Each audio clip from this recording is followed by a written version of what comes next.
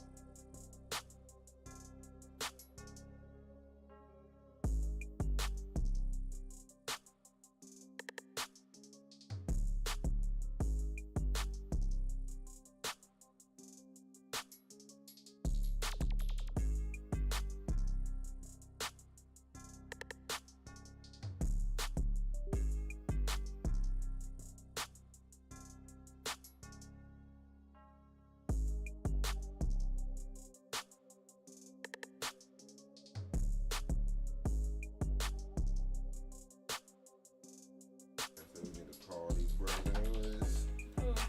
These people for this desktop. What we saying? The desktop is not good, and it's, every time we try to plug stuff in, it says you don't have enough power.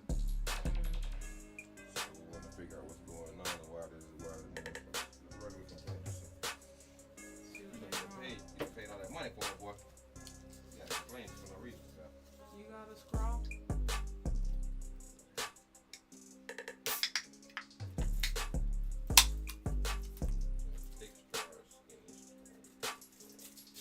I want whatever you working with. What flavor is that?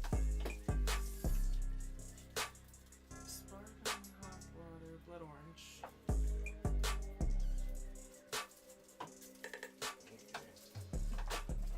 What bitter like Soda! It remind me of soda. Is this live?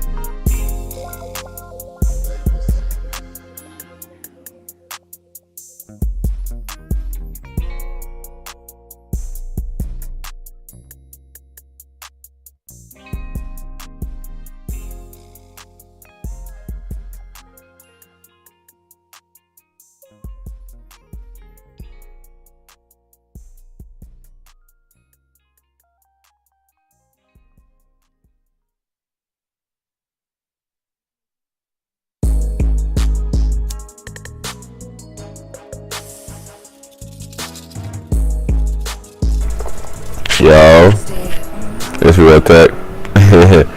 It's working? That's Real Tech down there, that's me.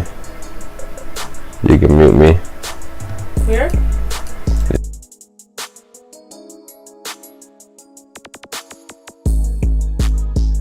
See where that's the go to. So yeah, that's about solid right there.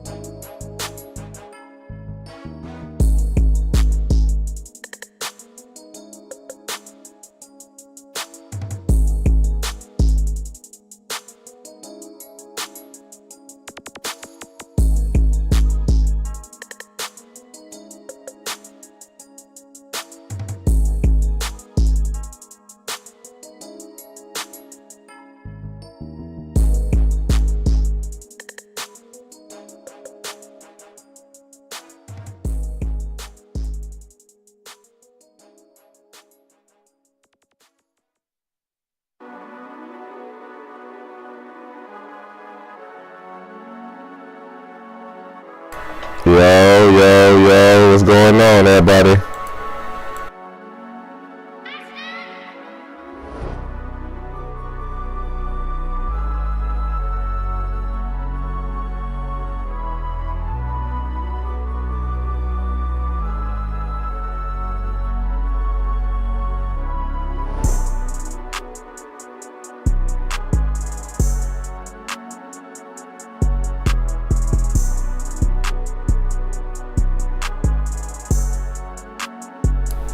Yo, we in the building, man. What's going on, everybody? Let's get into it.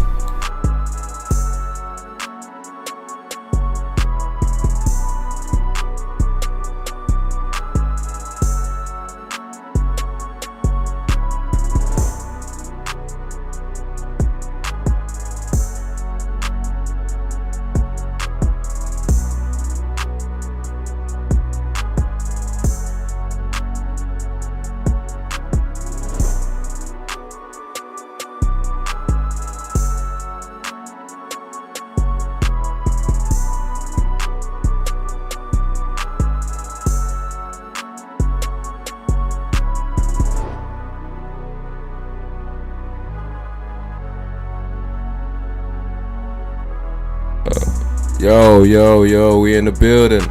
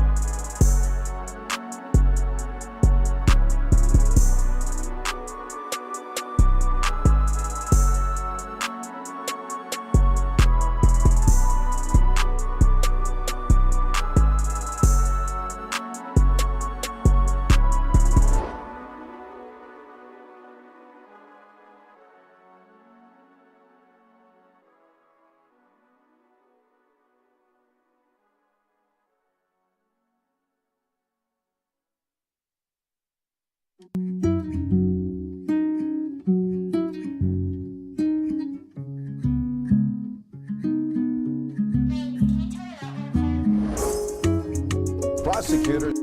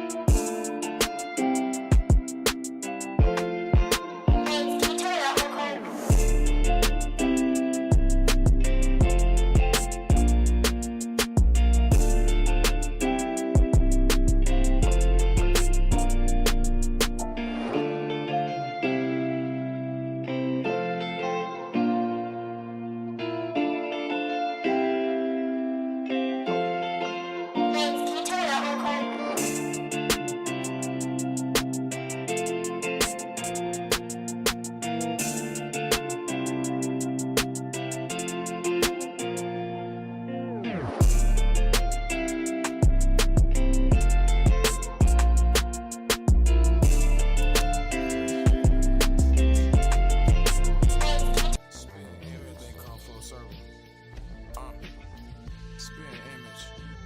I done seen it all. Wannabes trying to be hard. Rappers wanna be ball players. Ballers wanna be mob. Lame niggas won't be included. They just trying to be squad. But all that trying is pussy and we finding it odd. Keep asking me where the hoes at. He way too shaky. He won't get close to the dope, man. He way too anxious. I can't put that nigga on, and I'm talking about Nathan. Ungrateful. Fuck around and fuck up both of our faces like a Picasso. Nah, those face old gator off in that swamp hole. Slap five with niggas who put in work like it's T.A.C.O. Keep the respect at an ultimate high. Even I.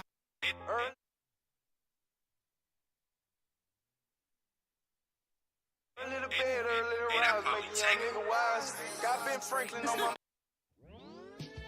Take it, might take it straight to hell. Don't play with God's angels. I happen to know them well. To you, they might seem dangerous. It all can go swell. Just make sure your ass pay 'em. Always keep your word. Always pay 'em back. Always keep your word. Always pay 'em back.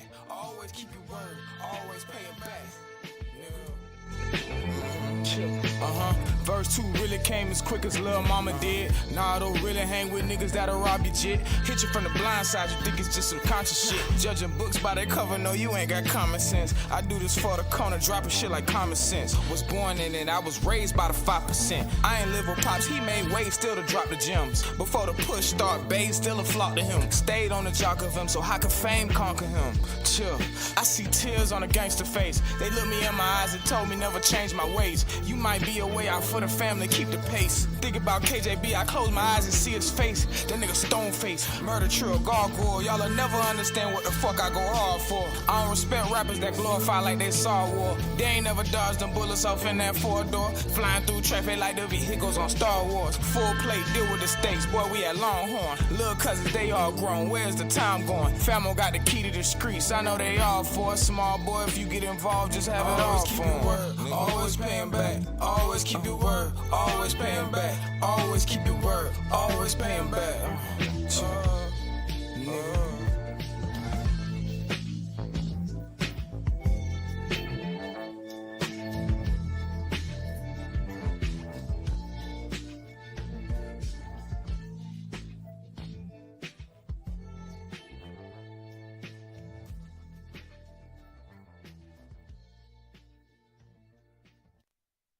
I'm from that dust on that floor. I was a nigga you could've trust, nigga. Here would've got bust by my nigga. Felt that cut, fuck nigga told. In my hood it ain't no luck, young niggas keep moving rough. Niggas really don't give a fuck, swear it's a cold change. You ain't really stepping your own, nigga, hit you close range. They ain't giving no welcomes in, did this to the dope game. They just keep discovering all them bodies tied to no names. Parents hooked on cocaine. Them niggas beating down them bloods, they turn the flame on. Death of my cousin made me lose and I can't aim wrong. Trying to find somebody else to blame, let's get this pain gone. Said it's still a couple fuck niggas I gotta rain on. Young nigga, hang on. Too many lies in your ear, they don't despise, they just feed. Cause your bank loan, wrap them pies in the bowl before it's ready. Bitches sold, niggas switching on them codes. Getting too hot, don't get your name on. Please don't get burnt by that red. Cause the fool will put them stones in your head, yeah. Streets on lock, nigga, we cut them up and drop off. One false move and take a top off. Reach into the harvest, dig deep cause you the hardest, ayy. Please enjoy the rain, don't let the change look obvious. Tired of all the politics and mention anger. Hey, money will turn a nigga to a stranger. Hey, they got it out for me. So indecisive with my pal, just keep this trap bubbling. This for them late nights, dealing with them great rice with fake rice. Race pice, hate why, really why you play nice, your heart fade. Still smiling on my dark days, causing too much damage, screaming the manager, you had to part ways. Don't need love, young niggas stay focused in them blessings, they gon' creep up. Different ties to monetize, but they gon' see us. Cut your sunrise, deliver broad shit on the rap burner. Some niggas ain't meant to see how them racks turn up. Show no sympathy, he need a back warmer. You gon' remember what that cat stumble. Play with that cheese and get this trap under. 7 me a clown, diving in this water, fuck nigga, ready to drown. You subscribe to be a menace, you gon' exit the clouds. Only raining for the moment, don't be the next to be the cow. Giving no fuck nigga flowers, I say please don't get burned by that red. Cause the fool will put them stones in your head, yeah. Streets on lock, nigga, we cut them up and drop off. One false move, take a top off. Reach into the harvest, dig deep cause you the hardest, ayy. Please enjoy the rain, don't let the change look obvious, ayy. Tired of all the politics and mention anger. Hey, money will turn a nigga to a stranger. Hey, addicted to the hustling, I ain't really seeing no stop signs. Watch them out front of these hoes, they playing cold, they like to drop down. But you ain't been on them toes, nigga, we send them through them hotlines. But they talking under the scope, nigga exposing, I'ma draw down. I'm fit to be one of the coldest, nigga, you can't control us. Took me on the trailblazer game, focus out and found the clover. Blossom one day, you see the south stage, you sell the lotus. Forever paid roller, bitch, I'm a boss and you can't even cope it. Reaching up for the stars with all my flaws, God holding my hand. Ross told me to buy the dip, don't put yourself in a trance. I ain't holding on to my little drip, I done developed my stance. Too many niggas behind the wall, spend too much money on stamps. Just see the ego, look through the peephole. Niggas be fairy tale, thugging nothing but some creep hoes. You couldn't hold your own water, you need a Lord, we know. Making deals to duck the time you was a hood hero. Fuck you, please don't get burnt by that red. Cause the fool will put them stones in your head, yeah. Streets on long, nigga, we cut them up and drop off. One false move, take a top off. Reach into the harvest, it deep because you the hardest, Please enjoy the rain, don't let no change look obvious. Hey, tired of all the politics and mention anger. Hey, money will turn a nigga to a stranger.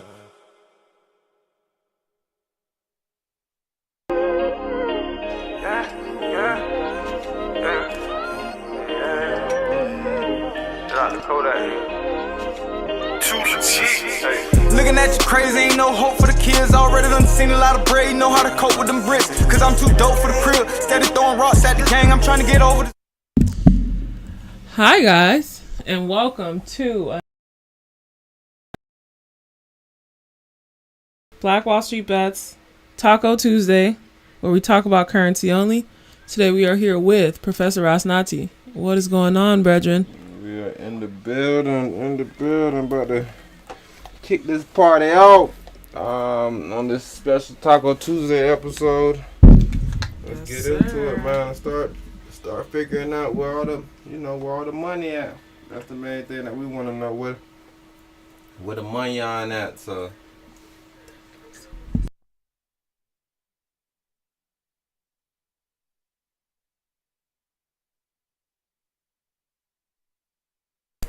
yeah, the first thing we're gonna jump into this little video right here we got set up. This is like I said, we just try to start the show off very, very lighthearted. I don't know if it's extremely lighthearted, right? Some people might take it a little more serious than others, but I feel like this is a good, civilized, and just funny place to start at. Let's just see what this story is about. Charges against two women who investigators say gained access to a dead man's Cash App by cutting off his finger. Investigators tell us Audrey Miller and Tiffany Taylor Gray viciously attacked the man inside his Northwest D.C. apartment back in April, then cut off the man's thumb, stole his phone, and cleaned up the crime scene. News 4's Paul Wagner walks us through this disturbing case. In a 49-page affidavit filed in D.C. Superior Court, investigators laid out a gruesome and diabolical scheme. The woman on the left, listed as suspect number 1, police say, is 19-year-old Audrey Miller. The woman on the right, listed as suspect number 2, is 22-year-old Tiffany Taylor Gray.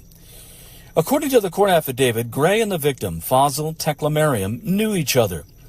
The affidavit says one witness told police the 53-year-old was her sugar daddy. In these two photos, police say suspect number 1, Audrey Miller, and Teklemariam are seen together entering his apartment on April 1st. D.C. police believe Fazil Teklemariam had been dead inside his third-floor apartment here on Peabody Street Northwest for about 4 days before his body was discovered. According to a court affidavit filed in the case, he had suffered blunt force trauma to the head, he'd been stabbed, and his right thumb had been cut off. A witness told police that the thumb was used to gain access to a Cash App and to buy liquor and drugs. Included in the court affidavit, investigators attached numerous photos from surveillance cameras mounted outside 2 entrances to the building, as well as the foyer and the hallway leading to the victim's apartment. Police say 2 men, one they have identified but not charged, were seen with the 2 women coming and going from the building over several days. Investigators say the suspects used the victim's key fob to get into the building and were seen carrying items out of the apartment. There was also evidence suggesting cleaning agents had been used to conceal or eliminate evidence. Police say they got a couple of breaks in the case. Last year, Teklemariam filed a complaint with D.C. police claiming suspect number 2, Tiffany Taylor Gray, had taken his phone and used it to steal $1,800 from his Cash App. Break number 2 came when investigators learned Tekla Merriam's cell phone last pinged from a tower in College Park, not far from where Gray rented an apartment. A law enforcement source familiar with the investigation says the claim Tekla Merriam was Gray's sugar daddy has so far not been verified. Investigators believe the victim's severed thumb was used to access his phone. To date, investigators have not found the victim's thumb or the electronics stolen from his home. Audrey Miller is locked up in the D.C. jail and is waiting a preliminary hearing. Gray is in custody in Prince George's County, where she was arrested last week. In the district, Paul Wagner, News 4. News 4 has so far been unable to reach any of the victims' family members.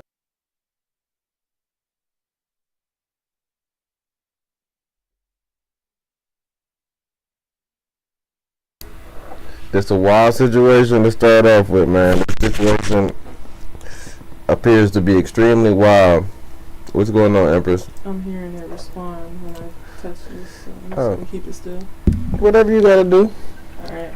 But, yeah, that is next level diabolical. Oof. All with some drugs and some liquor, bro? They ain't even pay no rent. What do you mean? Real? What do you mean, what are you saying? You saying they ran off with bruh finger and his money to get alcohol and drugs? No, those are just some of the things that they purchased by using his card and stuff. Yeah, but the Cash App, you can take the Cash App money off. Yeah, you got the thumbprint. Yeah, I just think the purchases and things that they got caught with was the dumb shits that they went and bought. And you said they ain't contact none of bruh family. Why do they have such a weird picture of bruh? I'm trying to figure out what he do. African name, right? Or some type of Arabian brother. Trying to figure out what he do. Cause he don't have like a work picture. And wait, so which one was the sugar sugar baby in this, or alleged sugar baby? The one that's in the darker one or the light skin one? It's both of them. Oh, they're both sugar babies. They're both 19 and 22. He's 50 something. So these are claims. But the officers, the people that's investigating, there's no proof of that. Okay. Yeah, maybe he probably called y'all through for one sex, but there's no proof of y'all being a recurrent thing or this being a sexual, sugar daddy type of thing. So that's what they're trying to figure out right now. What aspect of it is actually qualified under the sugar daddy law? But yeah, when I seen this situation, I was like, you see, and this is, like I said, this is why we stress Taco Tuesday. Same thing like even when I talk to my homeboys and they talk about like, yo, bro, I work this job, man. I work so much hours and they stole the money from me. It's like, bro, I don't think y'all understand business, bro. Like Nike, the reason why people say Nike is falling off and they're not doing as good is because they switched from doing the wholesaling board to try to go to direct to customers, to direct the consumers, and that didn't really work for them, right? So, but the reason why they try to do it, even though they look like they're losing, they're actually winning, right? Because the overhead costs. Right. So, like, to pay for like a storefront, right? To pay for a storefront, to actually pay for employees, all these different things you need in an actual store. When you can create a website, fucking show up the black privilege, nigga. Like, yo, I need such and such design, bro. I need the website created. Now you got a website created. And you can be a fucking one-man show. And you can be putting your little sneakers up. People order the sneakers, you send them out. Alright, so that's what Nike's trying to do. Nike's trying to cut away all the fat from it. And that's how everything is, right? Once you cut away from the fat from it, maybe everything could be looked at as even profitable. Like, even in this situation with these two young girls and the brother. Like I said, the main thing is before I even make a judgment on bro, I want to figure out what he do, because just like Empress said, his picture is extremely strange. Like, this is not a normal picture you would have for a brother. Like, you'll probably have like a work picture or just any other picture. Like, why is it this like weird headshot? Drawing. Yeah, it's like this headshot looks so stupid. Like, do y'all know how he look? That don't like a good headshot. Like, literally like a CGI footage. So pray for that brother, but man, yeah, just looking in that situation is why we stress Taco Tuesday, bro. Why we stress Taco Tuesday? You go work a job, you go try to fucking be a sugar baby, you do anything, right? You get to the point where you like, man, I want to be in control of my own time, my own hours. bro, you got to find a way, right? You have to find a way to do investments or something. But like, even if you listen to people that like Jermaine Dupri, right? Just for example, he was talking about, yo, I used to try to do any music that I could do at the time to try to be profitable, right? Once I became profitable, I started doing the music that I wanted to do because now I got a little runway. I got a little runway to be like, okay, this is what I want to do. Let's see if it works. And that's the main thing, bro. A lot of people be trying to get that runway to see, yo, does this work? But you're never going to get that off somebody else's opportunity. Right?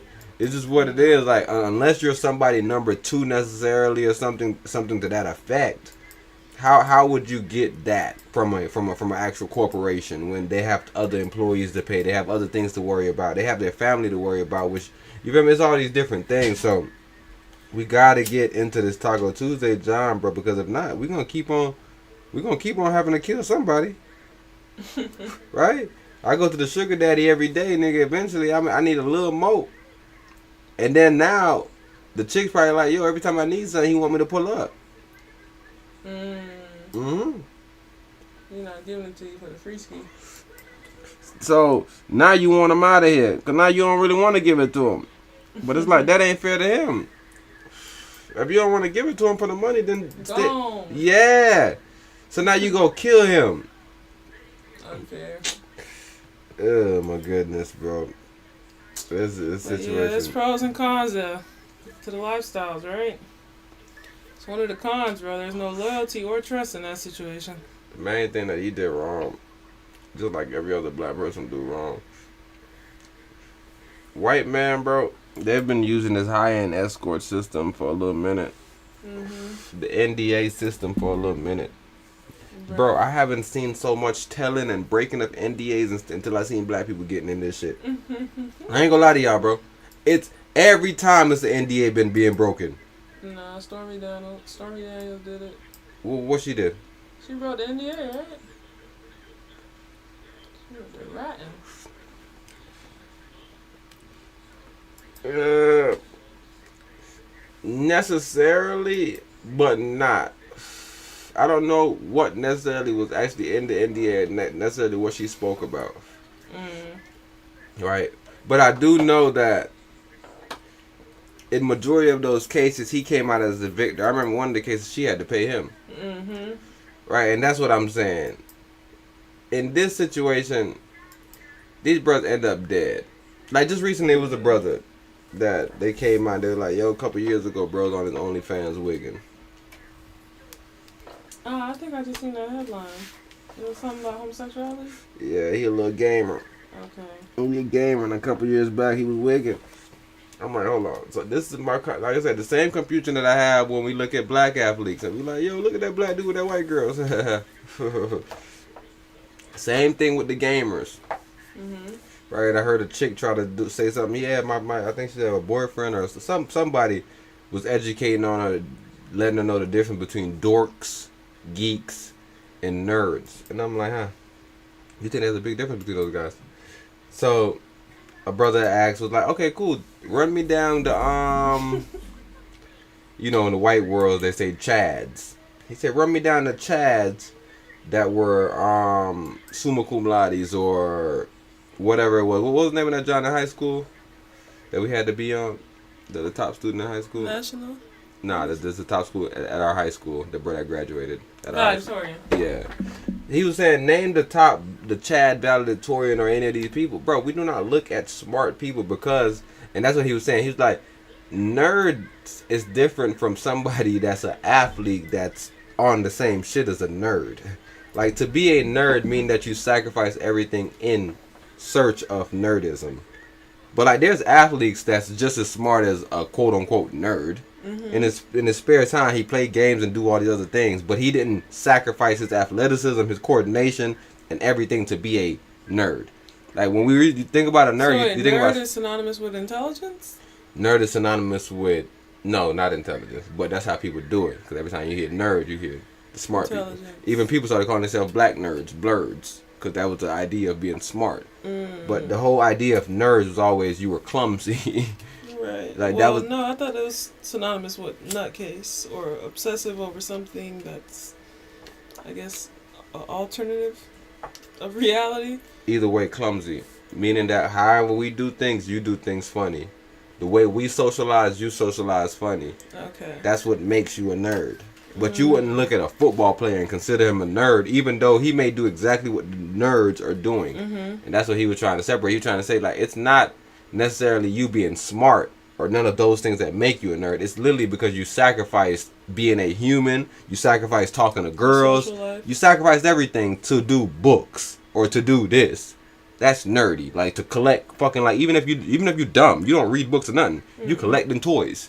That's stupid. But it's like, bro, I'm a nerd, bro. Like, I care about this. Like, I'm nerding out over it. Like, this idea. So, he was trying to just separate that with the girls. And their whole thing was, yeah, maybe that's a dork. And it's like, yeah, it don't matter what he is. The man. So, all these concepts. And I was watching something earlier. They was talking about living in a world where words don't mean what they used to mean. And they was saying how oral. Everybody know Oral. He wrote the book. Oh man, I'm telling you, they call all these harlots women, and it's like, bro, I thought they had to go through a womanhood, bro. I thought you didn't get that title so easily, but now it's like, nah, these all black women. It's like, what? You sure? Cause I've seen some respectful women, bro, and those are women. These people right here are nowhere near women, bro.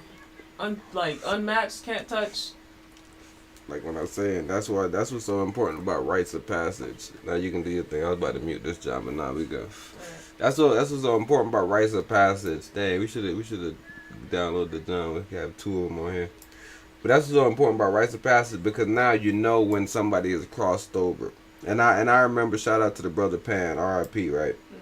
But the brother Panic, he was saying, yo, if my son. If I'm the biggest drug dealer in the fucking world, bro, a rites of passage for my son is not necessarily getting a gun pointed in his face. Like, he's used to that. Like, right, that's not actually him growing up. No. So what he was showing was like rites of passage is different for everybody, depends on their situation. So like, if I'm a nerd, nigga, rites of passage for me is not reading 100 books. That don't make me a man.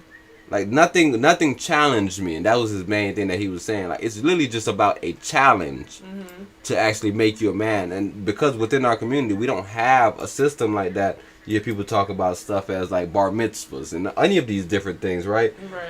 Coming of age. Like, we kind of want that in our community, but it's like, we don't have, like, another thing Brother Pan said, we don't have the ancestors. Like, we can't say that. When we was in Africa, you could say the ancestors, and we all knew the fuck we was talking about. It wasn't really a bunch of different people where you was like, hold on, what ancestors are you talking about? Nah, that's not my ancestor. Nah, we rock with Garvey. That's your colonizer. Yeah, it's like, nah, we with Garvey. It's like, bro, you with Garvey? No, I'm with W. Du Bois, bro. Right. Talented tenant. It's like, what you mean talented tenant? Yeah, bro, you with Garvey. Them niggas don't read books. Garvey was a scammer. So all these different things, like, we cannot now keep on saying, yo, the black community, the this, the that, because it's not no more. And that's what really stuck out to me as far as rites of passage. How do we make man anymore? Just like Empress was saying, how can you consider this person a woman? And that's why I was telling Empress, like, within this society, bro, we just literally have to take whatever words are being used operatively, and that's how we got to use them, based on the majority. I seen a bro do a sneaky one, though, where he identified them. He said, black single mothers. And I was like, okay, that's very particular. Because that identifies some characteristics and some traits. Because even if you have children, you could be a wife somewhere, and that no longer makes you a black single mother. But the black single mother who stands on being a black single mother usually is problematic for the black community. So I was like, hey, I can't knock you, buddy. You used the right terminology, bro. You did not go straight monolith and go black women. Because I've seen some black women, bro, and I'm like, ooh, that's how you do it. And then I've seen some black females, and I'm like, I wouldn't dare call you a woman. Ever. Harlot at best. Yeah, but I told you, it's just the operative term. Like, even right now, people say Western woman. Clearly, there's some women in the West that's not trying to be harlots and think that slut walks is cool and think that being like motherfucking the one. But wait, quick question. Are they black single mothers? They could be anything. They could be white single mothers, Asian single mothers. No, you're single, mom. Hold on, because that's my other question too. As far as like Shout out to that young brother, the man. trans woman who wants to be called a woman as well. Are we just gonna say, "Oh no, it's an operative term. Let her be, or let he be"? Mm-mm. It's operative, meaning that we already have an understanding of it. Now you're trying to. Those people are trying to change it, and that's what I'm saying. That's why I like Flame. Like when I say like, I respect people that understand. Like, bro, I'm a man, bro. Mm-hmm. Like I feel feminine, so I'm a feminine man. Mm-hmm. But I cannot now say I'm a woman. Because we understood what that means, and we're not gonna change that meaning. The same thing like when Don Tripp was talking to the brother, and he was like, "You dropped the mixtapes." And he was like, "No, these are albums. Mixtapes is when you rap on other niggas' beats. Mm-hmm. These are albums, Right? like and then Or projects at best, but don't call them mixtapes. no, these are clearly albums. Cause I heard him say it though, and I was like, "Don, you just said that No, these aren't he's mixtapes. saying- Why are you calling them tapes?" EPs. They're classified as EPs or LPs. Mm-hmm. The EPs, if you classify them as an EP, that's extended play. I thought, Yeah. but sometimes with the EP, they're short, so they're classified as a single sometimes. Mm-hmm. Like instead of it being an EP, it's an LP. So it's like this is one single, but I got 8 songs on here, Right. and you classify this as a single. So now I'm getting paid single price instead of this being an album. Where it's an EP and now it's these different tracks on there. Mm-hmm. So he was saying that's how it is on the streaming sites, but he was saying these are not mixtapes. Yeah. No Right. means. Yeah. I Once heard you all get that. paid for it, it's not a mixtape. Is what he said. That's what he said, and I heard him say that, but literally probably 20 minutes more into the interview, he called it a tape again, and I was like, "Nah, Trip, you're causing confusion. Don't call it a tape. It's a project or an album, but you just refer to it as a tape, and Brett just referred to it as a mixtape. You said no, don't. It's not a mixtape though. It's not a mixtape. It's a tape. So what? Wait, what's it? Wait, a tape and a mixtape are the same thing. Remix. The mix is the remix. This is a mix. Shush. That's what. Okay, I'm done talking. Y'all just got schooled. Cause look, think about it, Empress. If I'm tape recording you, all right? Mm-hmm. That's what it comes from. That's why we say tape. Because it's on a tape recorder. Right, but if it's a mix, it's a remix. It's a tape. mix, exactly. You remix the tape. Okay. So you got the tape and then you put your vocals on the tape.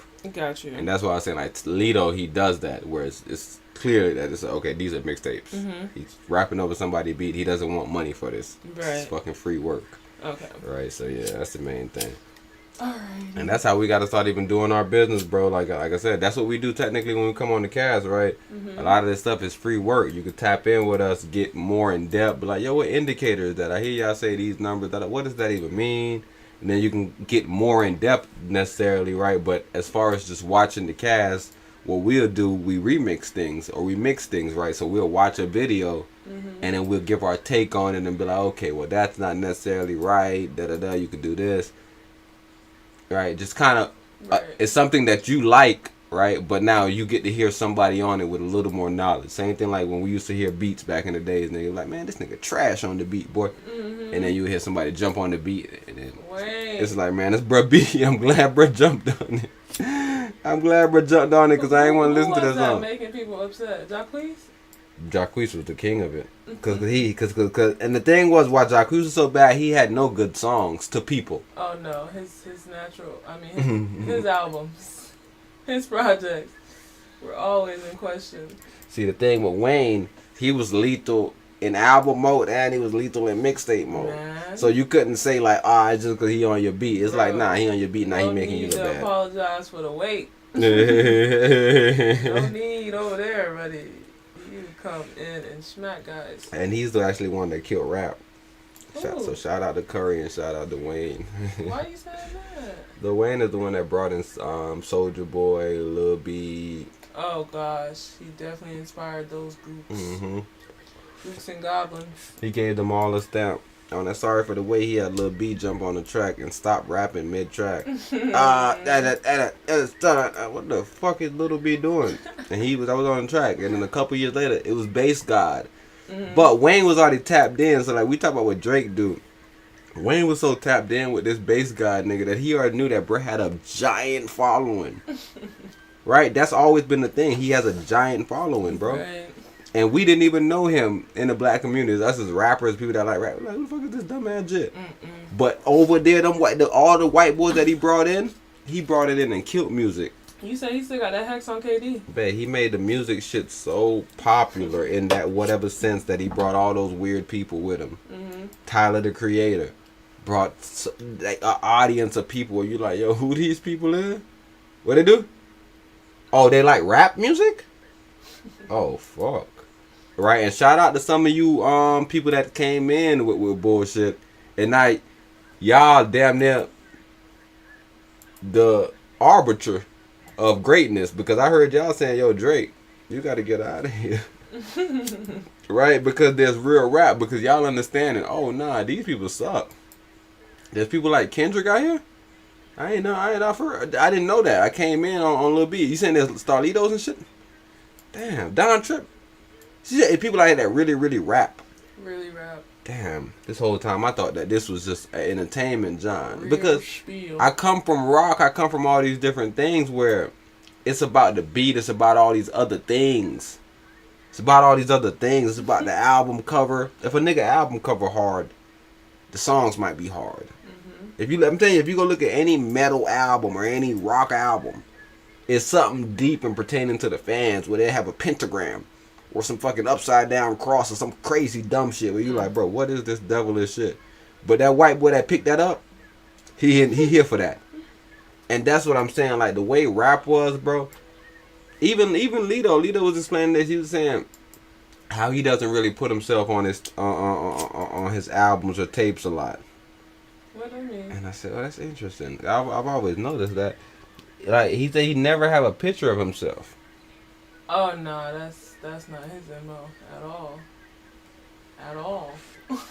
He said it took him some time to grow into that perspective, but when he grew into it, he looked at it as like, bro, it's not about the jewelry and the clothes and all this shit that I'm wearing, bro. But he was saying at the time, that's what it was. Like, if I did an album, nigga, I'm gonna post the album, I'm gonna have my chains on so you know. Right. I heard a bro talking, bro say, yeah, you know when you go to these business meetings, you want to have your, not your chain necessarily, but you want to have your watch on and stuff so these people know you mean business. I was like, oh, that's what you think. You think you as a black man when you walk in the white people office, because they see you with your chain on and your watch, they know you mean business. Okay, cool. That was the fuck.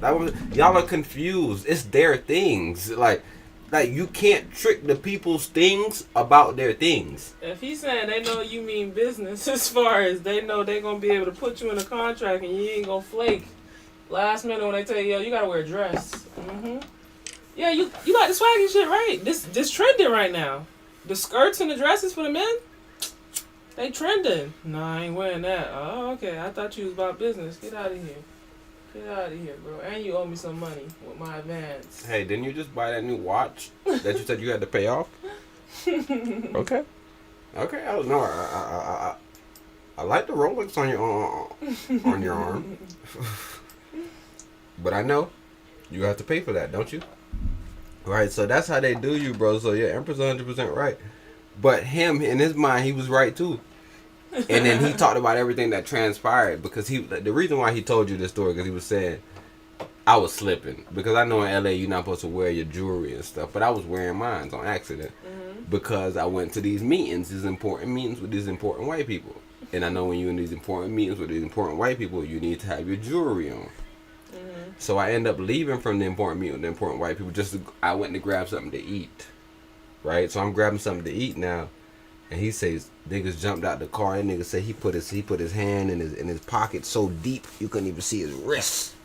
He had his hand at the bottom of his pocket, nigga, trying to hide his watch. And I'm like, goddamn. Oh god. Nigga, all that shit you gotta go through, bro, just cause you wasn't like a serious businessman. When you could have just left your damn watch at your damn house. Go on, give it up, cause they gonna take it from you. He said he got lucky though because they end up not talking to him, because and this is cool too because this is a learning example. I've seen this happen times where there's groups and there's another group. Like you walk past a guy and maybe he bumps you, maybe he don't, maybe he walk past you, maybe you hear him saying, "Yo, there's some puss ass nigga sitting at that back table right there." Right. You may be the nigga sitting at the back table, but it might be another group sitting at the back table. You could be the nigga, like they always say, if you feel something, whatever, say something. whatever shoe it fit, wear it. All these different things they say necessarily. So you may be back there and bro say, yo, them bitch ass niggas back there. You might be like, bro, who bro talking to? And you may say something. Now you and bro into some shit. But what bro said was he ignored them. Turned out when he looked back a little bit just to peep what was going on, they was talking to the people right next to him. So he said once he noticed that, he said, yo, he looked at his homework, he like, yo, let's get up out of here. So he said they sliding up out of there, and one of the bros that was with the group ended up leaving out the restaurant and walking behind them. And he was like, bruh, that's you the bruh from YouTube that be doing the closing shit. Bruh said he got scared again. He said, damn, that ain't me. this could either go left or right. He said, yeah, that's me. And bruh said, oh, I fuck with your shit. Bruh said, whew. Whew. And got up out of there. But like, just think about all that shit that bruh had to go through just to look serious for a business meeting. He almost went through the worst thing in his life. Put your Mark Zuckerberg outfit on. Bro, I don't get it. I don't get it. I don't get why do we think that we have to look a certain way to look businessy to who? Show me the white man that show up with the chain and the watch. And I'm telling you, if you ever see those folks, they'll have the most expensive stuff on, little logo on the tag, tucked in, not trying to prove nothing to nobody. The other group, I got the Burberry right across my chest, Burberry merch. Hey, I'm telling you, we niggified so much shit. I ain't even gonna lie to you. Them white people done made so much damn small logos, nigga, that we done made stand out more than it's supposed to stand out. I'm talking about Polo put some little small logos at the bottom of their V-necks. Niggas put on, like a nigga have on an all white Polo shirt with some blue jeans and like some red shoes. And you like, damn, what bro got red shoes? He like, bro, the Polo man, he red. I got the red Polo man on this one. Right. And you like, damn, that's a Polo shirt? I thought that was just a white V-neck. Let me feel it. Oh, boy, this is some thick thread. Where you get these from? Right, it's just, bro, it's not even about, like, that's why white people don't necessarily wear graphic tees. Like, all that little flashy stuff, that's what I'm trying, that's the whole concept. Graphic tees. It's not about being flashy, graphic, merchy looking tees, they laugh at you. Look at that guy. He didn't have any money. He went in that store pinching his pennies. And the reason why they think that is because you don't understand, brands is not supposed to be represented on your shirt. They're supposed to be represented in your quality. That's the only thing that's why you bought the shirt from the company, because the quality of the shirt. Some companies say, yo, that shirt not really that quality, but I'm gonna put my logo on it so other people know that I got some quality stuff back brand here. Awareness. Yeah. So you just a brand ambassador for free. Actually, you a reverse brand ambassador. You paying to be a brand ambassador. You like an affiliate. You heard what Hulk did? What he did? They said Hulk Hogan found out one of his brand ambassadors was African American and disconnected. You know, it's old. Hulk Hogan been racist. It's old. He been racist? I just seen Hulk Hogan doing the interview. That one you showing me an interview with him and Blackbird. I ain't so you Hulk Hogan do nothing in a little minute. I'm talking about.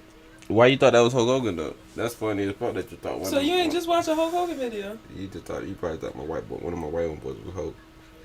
Nah, no, this is a video from like 19 something. He was doing the interview. It looked like not Phil Donahue. What's that black bro name? That one Hulk. Who was that? Our Florida bro.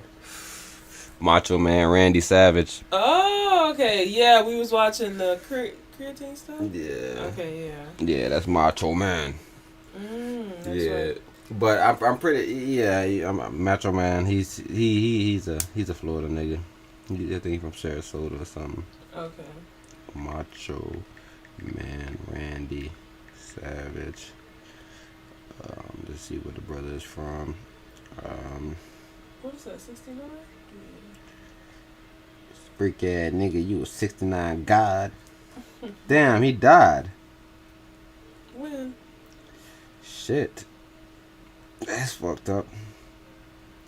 He was born in Columbus, Ohio. He lived most of his life in Florida. He died in Seminole, Florida in 2011. Yeah. That's all Macho Man say every fucking time. Yeah. And he was the main nigga that says the cream will rise to the top. As a matter of fact, his father is Italian American and his mother was a Jewish American. I didn't know none of this stuff about him. I didn't know none of this stuff about him. Yeah. Where he lived for many years. He was an alum of Southern Illinois University. Yeah, a lot of people like Macho Man, but Macho Man had a little swag to him, but for sure, I think Macho Man was on crack. He was on drugs, boy. He used to, lean and a little dirty. man, that boy, something was dirty, but that boy. Every time we seen that man, Empress, that man was. But that's who Don Tripp used him as one of his bros one day. Like as far as he did a whole tape called Macho Man and the Savage. Isn't that what's called too? Hey, Mr. WrestleMania Carter? 3 at the Silverdome in Pontiac, Michigan. It's a day that I'm certain my guest at this time will not forget. I'm talking about the former Intercontinental Champion of the world, Macho Man Randy Savage. Hey, it had to be Hulk Hogan, bro. I know it's Hulk Hogan because he was saying something to the effect of his food. Unjustifiably in a position that I'd rather not be in, but the cream will rise to the top. Oh yeah, Macho Madness, has got more to offer than President Jack Tunney thinks that I got. Yeah, let me tell you something right now. Cards stacked against the Macho Man Randy Savage in WrestleMania 3. Yeah, let me say it, let me say it out loud, and let me point to the president of the World Wrestling Federation. The Macho Man Randy Savage is not happy with your decision. Yeah, I am the cream in the World Wrestling Federation, and there is no doubt about it. Yeah, you mean Gene Okerlund, you know that I'm the cream. Like, brothers are real. Like, I'm telling you, like, as far as like nigga being a character, bro. Man, this attitude generation, bro. That's the generation we grew up in. Next to like, I guess that's what it was about, right? You had to have like a serious attitude, like all the wrestlers. Personas. You had to be like, you had to be a bro that stood on something where it was like, bro, I don't care. I don't care what you saying to me. I'm not gonna back down for nobody. Like that was all our bros, like the Road Warriors. Like even like I said, even that's why a lot of people, like especially '90s bros, gravitate to Lito, because if Lito was born in the '80s, he was raised in the '90s, right? So he was seeing all that shit. He was in that era, bro. So like we're in that same era, bro. Where we getting that same visual, right? Where we like, oh snap! Like even like Back to the Future, that was one of our movies that we watched. That movie probably was 2000 or maybe it was 99, but that movie wasn't. That movie was later, bro. So like in 2001, I'm at least 7. I'm watching that movie at least 1 or 2 times. I'm at least 9. Like I'm watching these movies, bro, and I just remember like that's an error. Even when Kyrie spoke about it, we all understand like that's an error, bro. Cause I even asked like, yo, bro, what happened to the niggas that was around when the Panthers was around? Like we necessarily wasn't around, but we was around. That was our parents. They was around. That was their generation, bro. Some of them came from the islands, so maybe they ain't necessarily see it. But in the islands, shit was going on too. Shit was going on too. Niggas was getting killed in the islands. So like, for sure, they seen some shit, nigga. They got a perspective on shit where they like, bro, y'all don't even know how crazy shit get, bro. I seen thousands of people get fucking massacred, bro. Like if you go back and you look at Jamaica's history or Haiti history in the 90s, when we were born, 90s, bro, like you'd be like, shit, what was going on? Their president got what? Huh? They burnt how much people? Oh, fuck. Right? Even in America necessarily, right? There was things going on, bro, because that's what I'm telling you. So like we all grew up in that era. That's why Kyrie saying we're so important, because we came from the era of seeing the fighters. We came from the era of like we literally know all of these stories from parents, from either mother, and then the older story from grandparents. Grandparents tell you damn near close back to slavery. They still picking beans or whatever necessarily just from an old sharecropper standpoint, nigga. Right, yeah, we're definitely in that conversion zone where it's like you went from landline only to mobile internet to no internet, like you're in all those different conversion periods. So it's definitely, I guess, the best of both worlds, bro, right? we grew up in the era, bro, where bottled water wasn't a thing. No.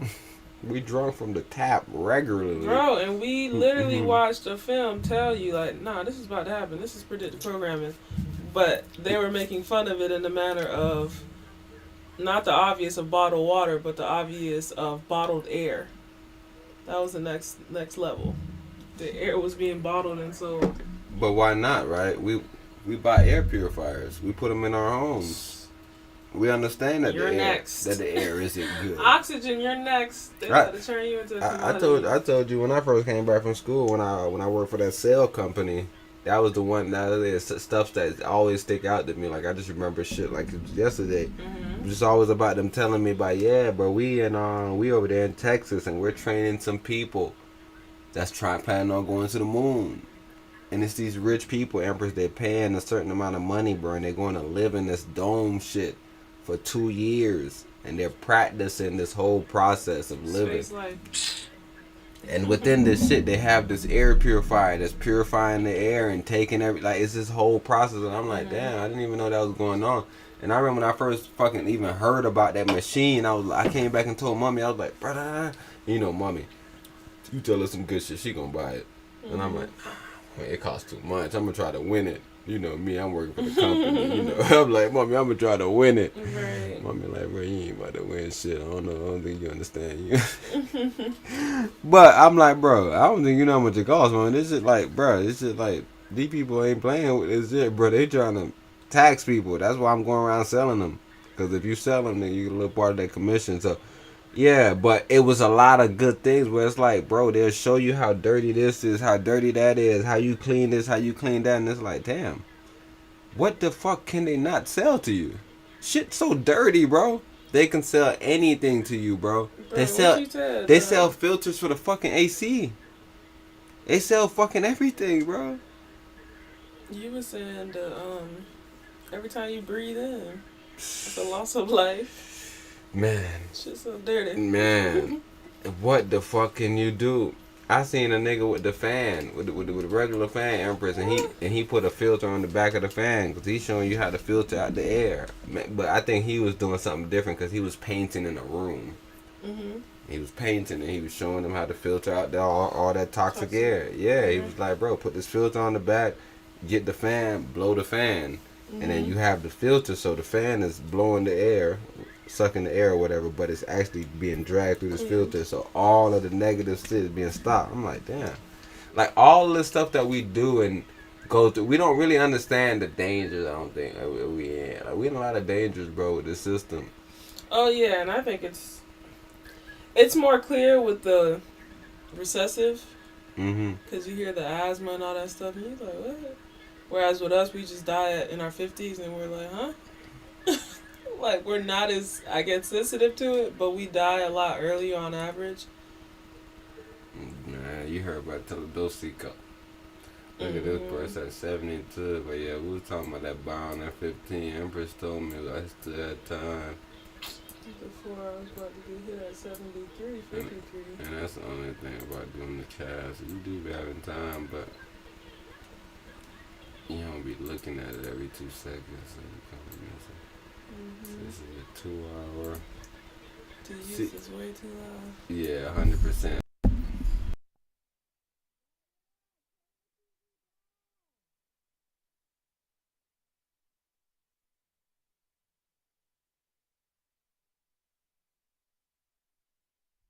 Okay, and exactly. See, we had the daily beat down to 65. It's now currently at 67. Tides are changing. But the way you'll be looking at it necessarily is from the 4 hour. Cause right, once the 4 hour tops out, now we're in pullback mode. So now what you do, you zoom out and you say, well, if this is the 4 hour down here, it can possibly go all the way up here. We've seen it go all the way up here. This is a height. Right, so we understand that it can go all the way up here. Yeah, that's 18. It's at 3 right now.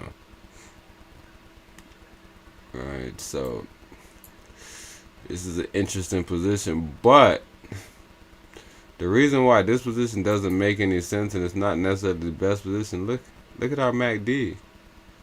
Our MACDs are clearly dying out, right? That's what we said. It was a mini. Yeah. So if you force yourself into this buy position, you have to be very careful. Stop loss. Put your stop loss on. Yeah, to just stop loss on, take profit every time you go up, and then if you re-enter, just keep on re-entering on bigger time frames. Like I was telling Empress earlier that my process was to enter on the 4 hour, and the Empress was like, yeah, it's at 33. I'm like, yeah, but that's not the reading for it, right? Because at 12 o'clock, I waited for the reading. 2. At 12 o'clock initially, I waited for the reading, okay. which was the 4 hour reading, and it came back. It came back at like 26. Oh, okay. So the next 4 hour reading is at 4. So like even with all this moving right now, Right. what do you do? yeah, right. And I guess like I've been telling you lately is what I'm gonna do is I'm gonna commit to their reversals. Right, I'm gonna let them pay for it because I've been thinking about this for months. Every time they run up, and I say, man, bro, we should buy on this shit. I was like, nah, we know they're gonna pull back. They always pull back. Like I said, I went through my screenshots, and I got screenshots separated. And I was looking at the other day. I went through, and I got some screenshots. I was up 1,300. I was up all these different numbers, and then I got separations like almost 15, 20 pictures. So that's like a couple weeks, 2 weeks maybe. I'm not down, but I'm down. I see red on my John. And then I got pictures again where I'm just green. So that means that it went down, went back up, made my Johns red again, and then came back down, made them all green again. So now you know what I'm doing next time, Empress? Every time it goes down, and I said this on the weekly initially, I was like, well, right now, technically, I will be stopping it out. But the reason why I didn't want to put my stop loss on was because I was like, man, I want a MACD crossover. So now, what I'm going to do is sell from the top, like we did. We had to sell from the top initially, right? Stop them out at the bottom. So if we up fucking $1,600, whatever, we're going to stop that play out. Even though we up $10+? Exactly. Only reason why is because we're going to re-enter on the buy and re-enter on the sell. So our money keeps adding up instead of, like I tell you, I'm literally watching the money go from $1,300 back to $1,000, back to $1,400, back to $800. Oh, so you're trying to get into the profit margin zone. But that's what we're doing, because I look at it, and if you keep on looking at it, if you look at the right thing, you say, oh, nah, but you are doing the right thing because your balance keep growing. So it's not like your balance is staying the same. No, so your equity is what's fluctuating. But your balance is at 1,300 right now. What's that? Almost 1,400. Right. And you're not processing that. So now if you come back and you down $400, if you go back and you just down $0, right, you're gonna be back up almost $1,800. Because you added the 4. Because you're already at 1,400. Because like your balance is growing every time. The only reason why your number is down is because your equities is changing, right? But once you're at $0, you have no equity problem. So now you're back to your $1,400 that you originally started with. And that's because you closed out? That's because you didn't close out. So for example, look at this down right here. Just so you can see it off the screen. All right, you see this? You can see this number right here. All right. This is the number that we at, but you see how much is it that we're down? 500. Cool. So if you're down 500 plus, you're technically up 8. You already up 8 on the pullback. Okay. Because every time that it gives you money back, it gives you money back. So it's not like you're gonna stay at 1,300. So like even though you're worrying about the equity because you're like, yo, the equity at 800, so the 500 to put me back at 1,300. Yes, on the sense that you just come back to 0. But if you get a sell or if you do anything up here, then you're profiting every time it goes down. Right. And also you have numbers that, because remember we opened up another sell. Oh no, they already closed them out, right? But yeah, even our 69. All of these jobs we're getting paid every day for. Correct. So that's also adding to our equity that's not technically there. Because like I said, this number, the $10 and stuff, that don't really show on your money because it's gonna be subtracted from your negative. Right. So we up $10, but we down $8 or whatever right here. So it's like $2. Right. So that's kind of the concept. So now imagine if you're not down this $8 or you're not down this $200. Now that's added. That's what I'm saying. So we're looking at something, but when you look at the balance, you see, and oh, now we're growing though, because we only had $500 initially. Then you see that we had $800, and we had $700. You feel me? All these different numbers. It's like, okay, so we're growing the balance, and that's what I've been proud of lately. Like I said, if you look at all the closeout plays, even though we mad, like, damn, that bitch ass nigga close us out. My new thing is, okay, when it go down lower, I'm gonna do my same shit that I've been planning on doing. Just bring my stop loss closer. The problem is, how do we re-enter on those sales? And I said, well, it doesn't really matter. Because, why? Because if you sell on the 15, maybe the hour didn't cross down yet. So now you get out of that sale. Cause that's what I did last night. Because I knew they was going to go back up. Because I was looking at all other time frames. Right. So once I printed on the 15, I just put my stop loss and just took that little money. Bam, took that money quick. Now when it pops up to these numbers, now you can sell at a higher number. Now it's at 72. You can sell from 72 now. For sure. Right? Same thing. You don't hold anything because you can keep selling on different time frames. Meaning that you can sell on the 15, then you can sell on the 30. Because we have our numbers that we believe in. Right? So same thing with the same thing like I was telling you with the buy on the 4 hour. Right? You can buy on the 15. You can buy on the 30. You can buy on the hour. You can buy on the 2 hour. You can buy on the 4 hour. That becomes capital, right? If you go to the bigger ones. Exactly, because there's going to be pullbacks on the smaller time frames, but you don't know. And that's where the worry comes in, because this whole time, where's the pullbacks at? They're not really pulling back nowhere. No. So, if we would have bought on any of these time frames, remember we was talking about this from almost 3 days ago. It was like, look at this 15 just creeping up, and it's been creeping up. And they used that same as their anchor, and they even broke him again. They went to 49 again, so they broke him one more time. Right. So that's why I'm showing you that you can profit from selling at the top and just putting your stop loss close at the bottom. Even if you don't want to buy back up, you can just sell down. Unless you got capital, then you're like, yo, I'm just gonna let them pay me and then just keep on selling. Like that's also an option too. That's not a bad option. Right, because now you're not worrying about time in the market. Right. You're just putting your time in and you're getting paid anyways. So right, there's two different options, That's but the methodology. If you're on the buy side and they're charging you, it's gonna be extremely hard to just it's gonna be extremely hard just to hold the whole time Put your because stop loss on. they're gonna be charging your ass. But if you're on the sell side or whatever, necessarily depends on the asset, right? If you're on whatever side where they're paying you. Shit. Yeah. If your swap is not a fee, invest indeed. Because remember, I've been saying that forever. I've been saying that you got to look at trading as investing.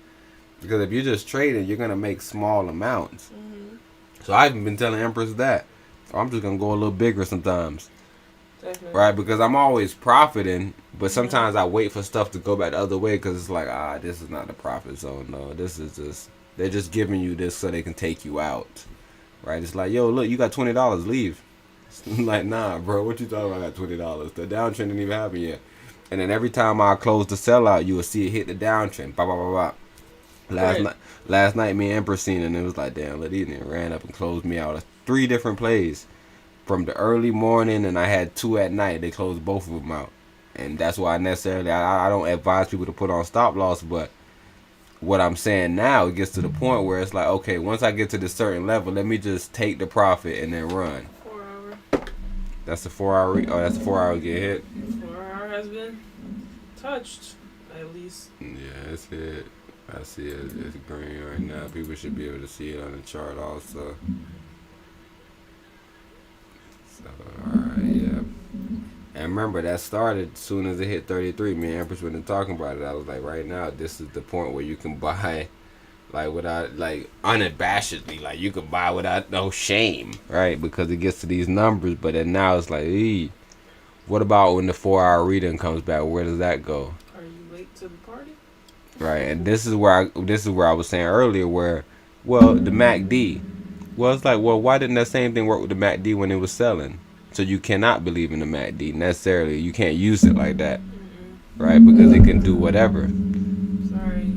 I've seen times where MACDs have pulled back, and the next place shot up, and that same MACD that's all the way at the bottom, it makes a V shape. MACDs will do whole V shapes. MACDs is necessarily not something that you look at because, like I said, it just indicates what just happened, right? So if it shoots up, the MACD is just gonna shoot up. Yeah, the MACD is supposed to be used in cahoots with something else, another indicator of sorts, if not two other indicators, 2+ indicators. Because that John is definitely telling you what just happened. Yeah. It's not telling you what is going to happen, so do not get lost in that sauce. Oh yeah, it's down here now. It was down there. It's trying to go back up. Like I said, and that's what's interesting about this whole setup that we got right now with this XAU. Because the daily reading just came back and it signaled going down still, right? So it's like, 49, yeah. 23.49 was going down, but now it just broke the hour for sure. I don't know if it broke the 2 or passed on the 1 hour. The 2 hour, I'm not sure if it passed on that. Cause what's the next high? It's 4 hours. It's a 4-hour test now. 82. 92. That's 92. That's 92. Yeah. Okay, so 992. 2400. Yeehaw! Get on that ride, on that nag. But yeah, I'm gonna run this. I have another setup for that one, but I'm gonna run. If you look at the hedge fund industry, they have added $3 trillion since 2008. That's an incredible amount of money to manage. So they need more and more people to manage that kind of money. So essentially that has sparked a war for talent. The highest bidder in the industry is getting the best talent. How are these training schemes worked? What happens for people that get selected to go on them? It's kind of a classroom teaching / mentoring / learning from the people who have done it over many decades. So it's really, a combination of a variety of programs and teaching, and you are given some pot of money to manage. You learn from the best in the industry. So, nobody will tell you the secret sauce. Everyone has their customized way to groom these talent to the needs that they want. It's almost like, creating a new. In March of 2021, people entered a private security deposit box company in Beverly Hills, California, broke open hundreds of boxes, and indiscriminately seized their contents, collectively worth over $100 million. Box holders lost their life savings, family heirlooms, important documents, and more. But the people who took their property weren't mobsters. They were FBI agents. I'm Kim Norberg of the nonprofit civil liberties law firm, the Institute for Justice, joined by co-host Keith Neely. Today we have with us IJ attorneys Bob Belden and Mike Greenberg. They're going to share with us the story of an unprecedented FBI raid and how the Institute for Justice is making sure it never happens again. This is Beyond the Brief.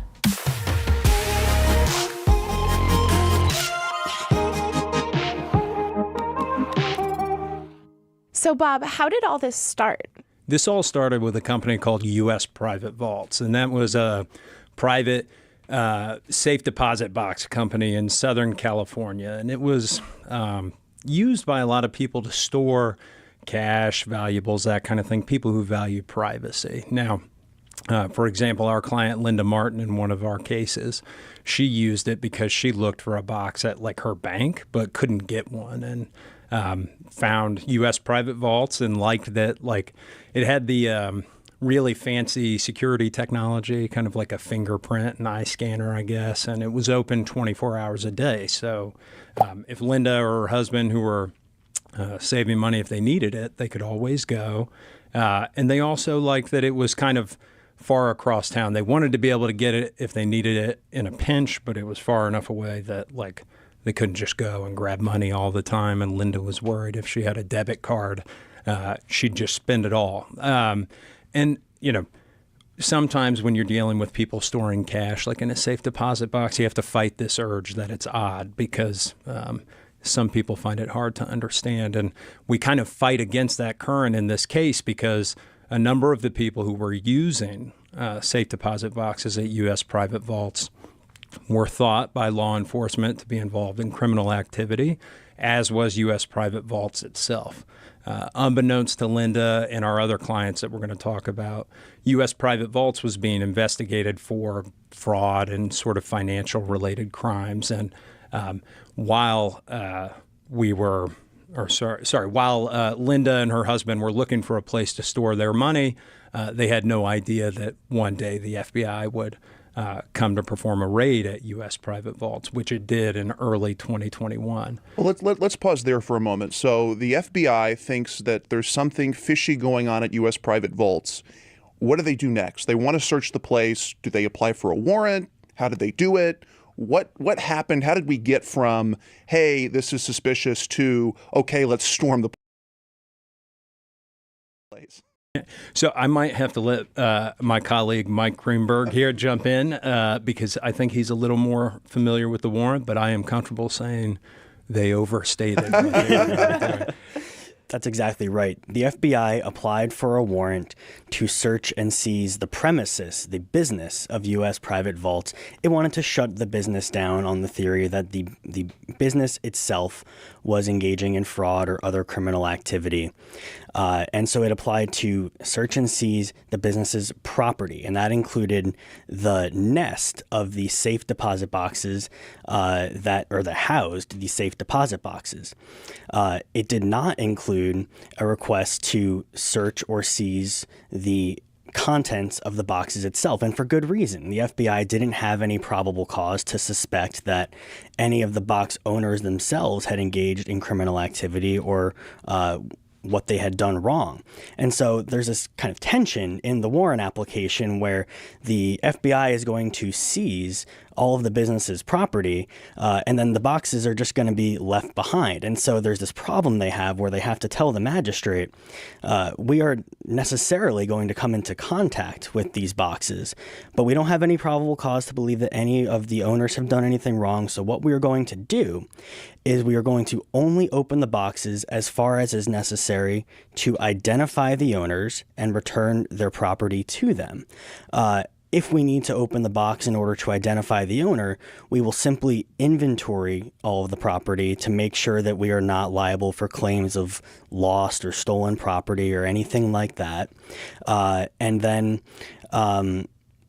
they just simply would not search or seize the box's property or the box owner's property for a criminal search.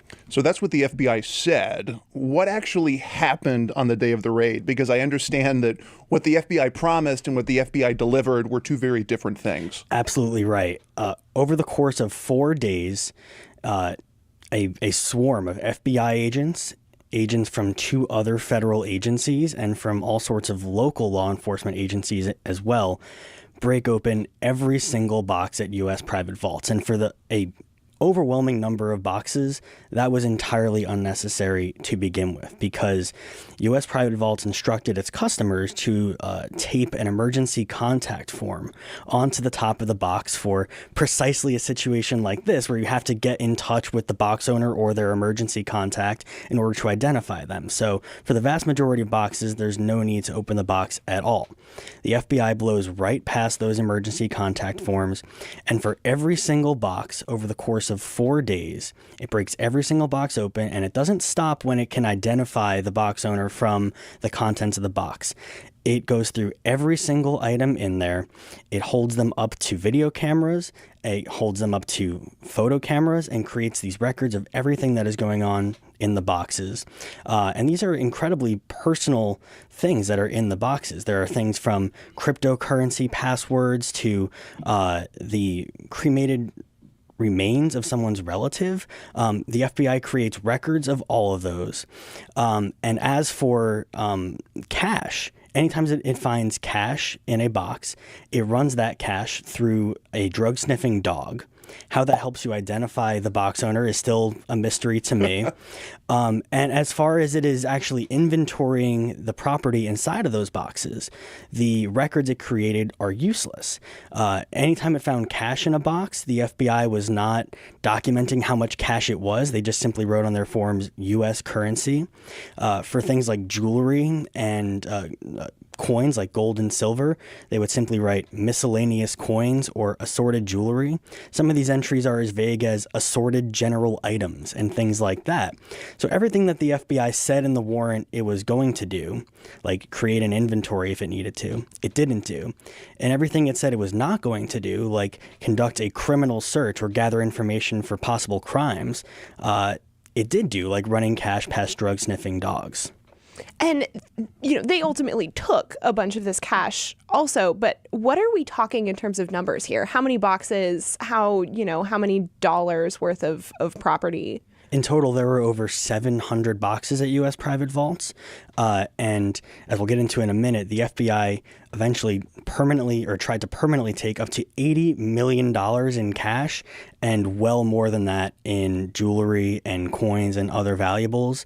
It was a lot of property. This was, as we like to say at IJ, this was the largest armed robbery in American history. And the perpetrators were the FBI.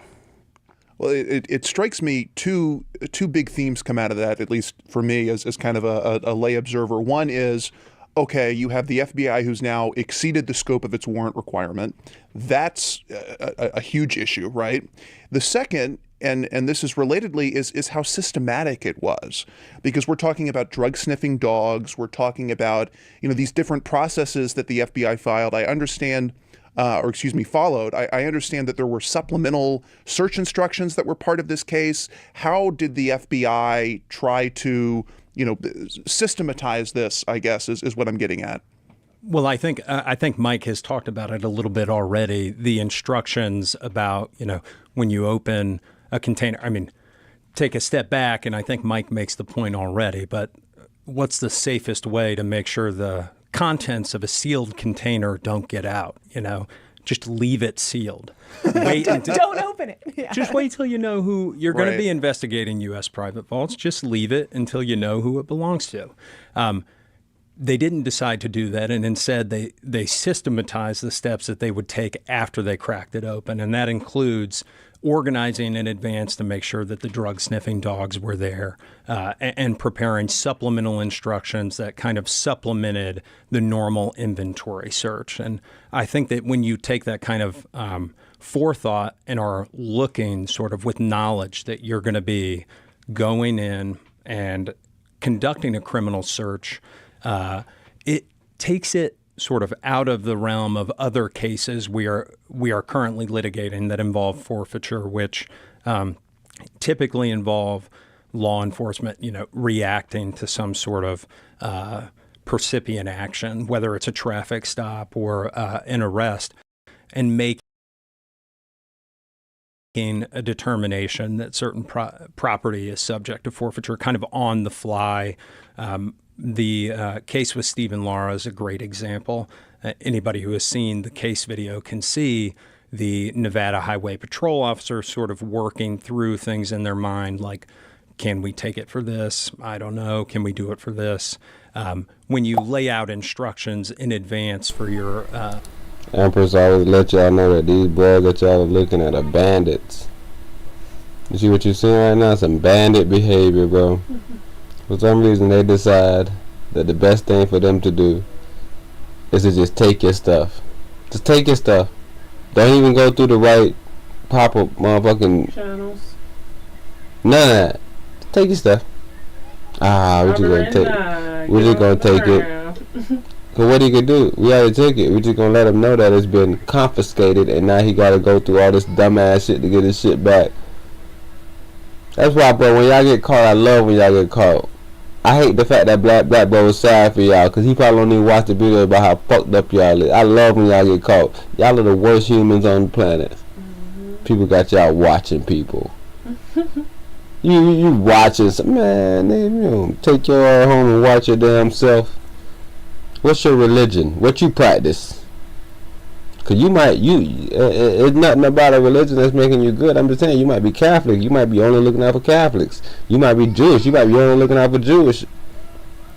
Yeah, I just want to figure out what you is, but what you practicing. You might be an atheist, but you don't even like people that practice religious. Yeah, you feel me? A bruh show up on some religious shit, you trying to arrest him for no reason. You feel me? I just want to figure out what you do, bro. Just so we know how to maneuver around you and what type of bruh you is.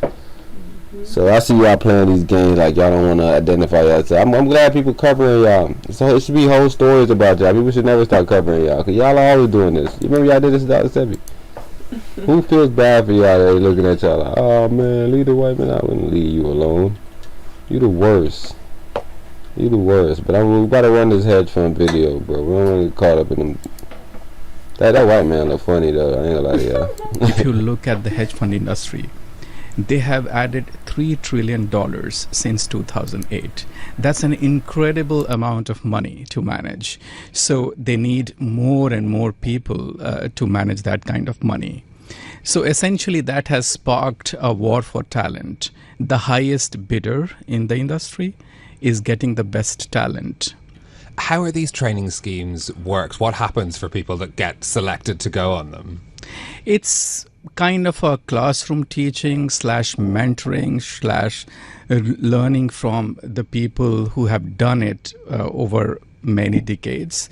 So it's really, a combination of a variety of programs and teaching, and you are given some pot of money to manage. You learn from the best in the industry. So, nobody will tell you the secret sauce. Everyone has their customized way to groom these talent to the needs that they want. It's almost like, creating a new chef. If you go to a restaurant, like everyone has their own kind of dishes and they're trying to mold these young minds into the kind of traders that they want. Is it actually working then? What's the evidence that it pays off? It's still early days, but signs are that it's working in some of the cases. So we have cited 3 big hedge funds in the story. If you look at Citadel, traders there are getting ahead quicker. We have cited Phil Lee, who was elevated from an analyst to the head of one of their largest stocks trading unit in less than a decade. If you look at Steve Cohen's point 72, more than half of his stock pickers have come from these programs. At Balyasny, for example, these training programs have created 14 portfolio managers, and they are some of their best performing. So we can't say for sure that it's working, but initial signs are very positive. It's just another and perhaps a better way to get talent. Is it all success stories? Are there those that don't make it through these programs? What's it like for the trainees? Well, even to get into this training program is nothing short of impossible.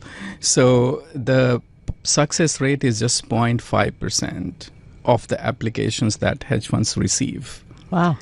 That's significantly lower than getting into MIT or Harvard.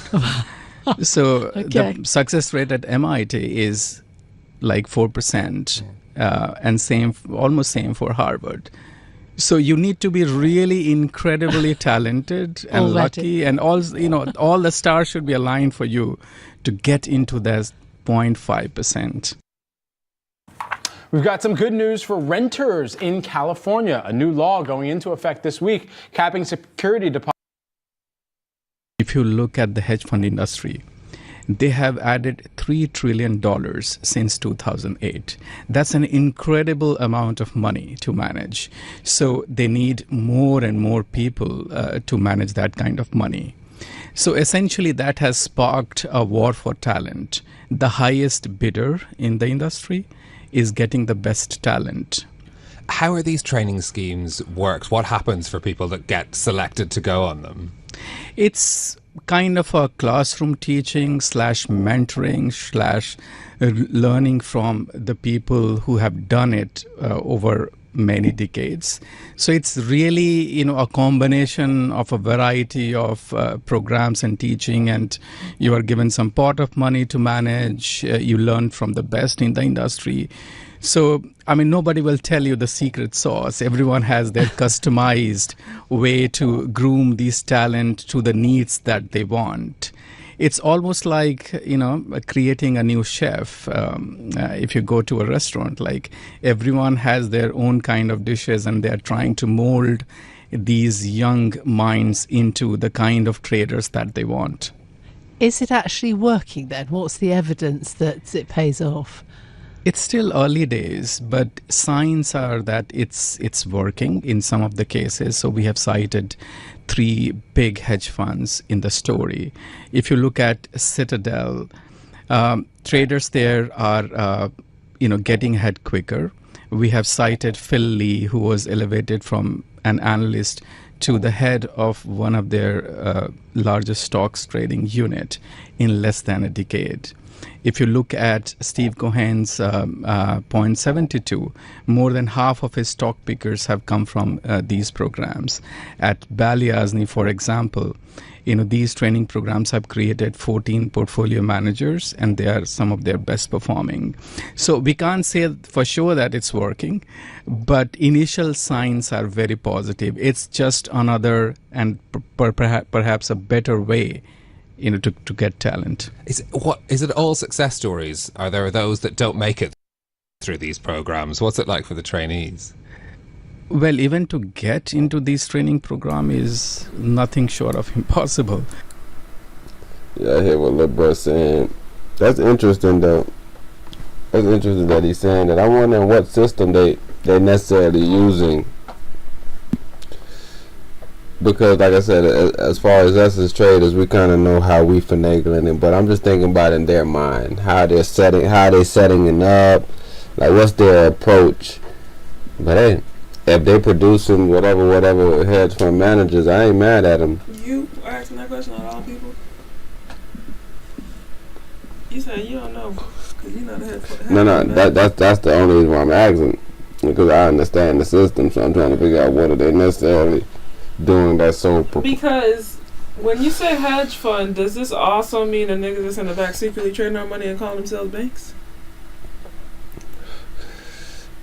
Some banks make hedge funds trade their job, but yeah, they hire their brothers. Because an investment banker, is that deemed a hedge fund employee?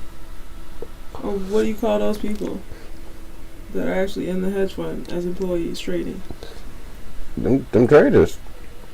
Okay, they're traders. So the same guys that are on Wall Street are the same guys that are at these hedge funds.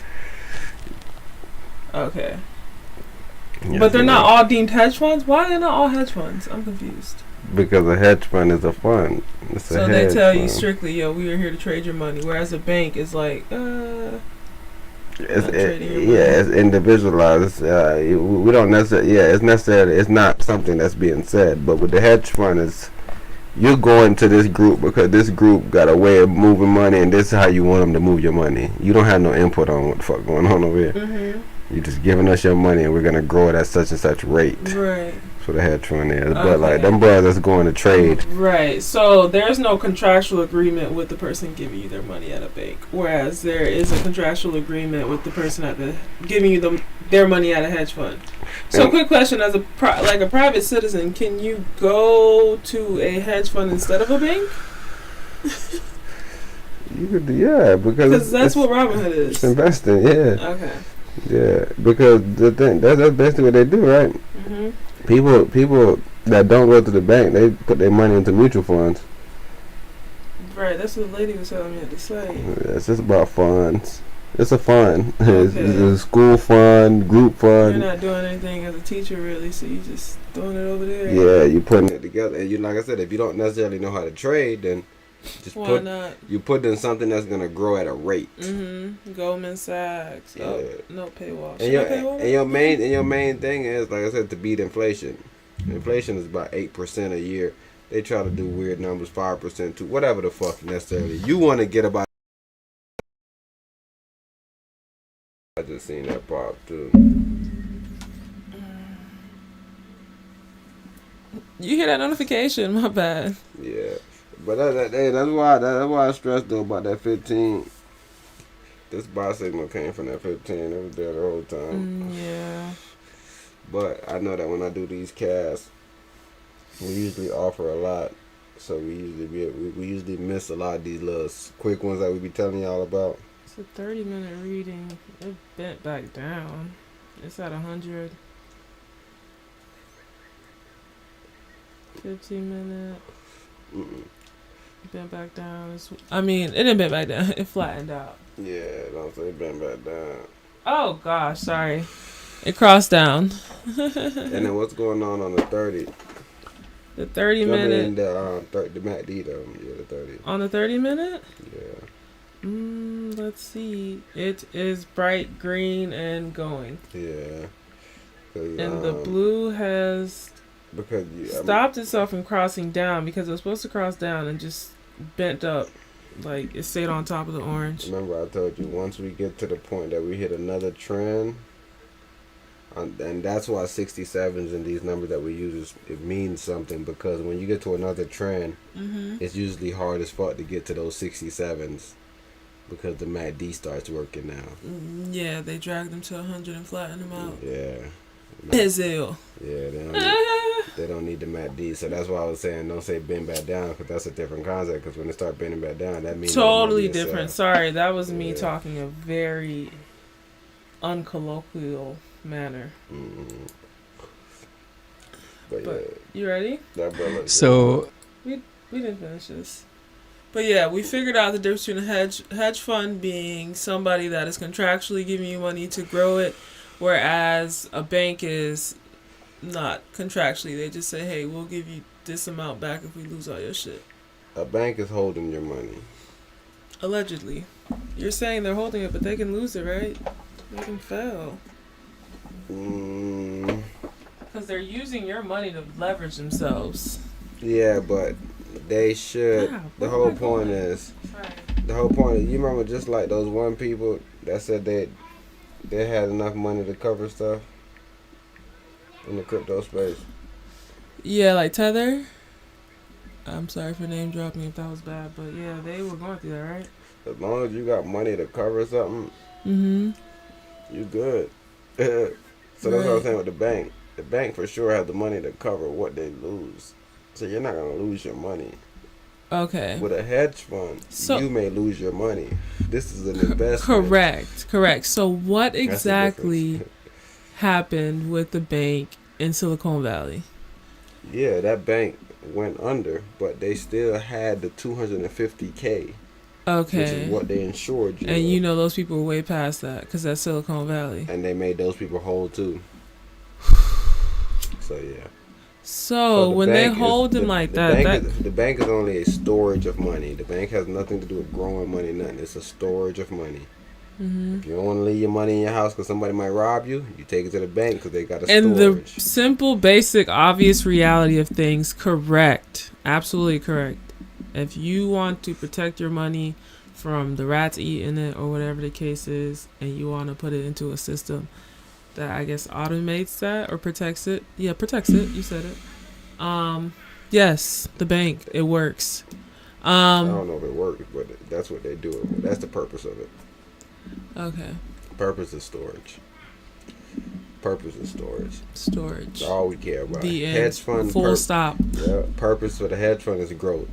With growth, that means that you can lose. Okay, understood. Yeah, but like as far as them niggas, you just literally just storing it. Don't even think about nothing. Don't even think about growth. You're gonna get 0.0%.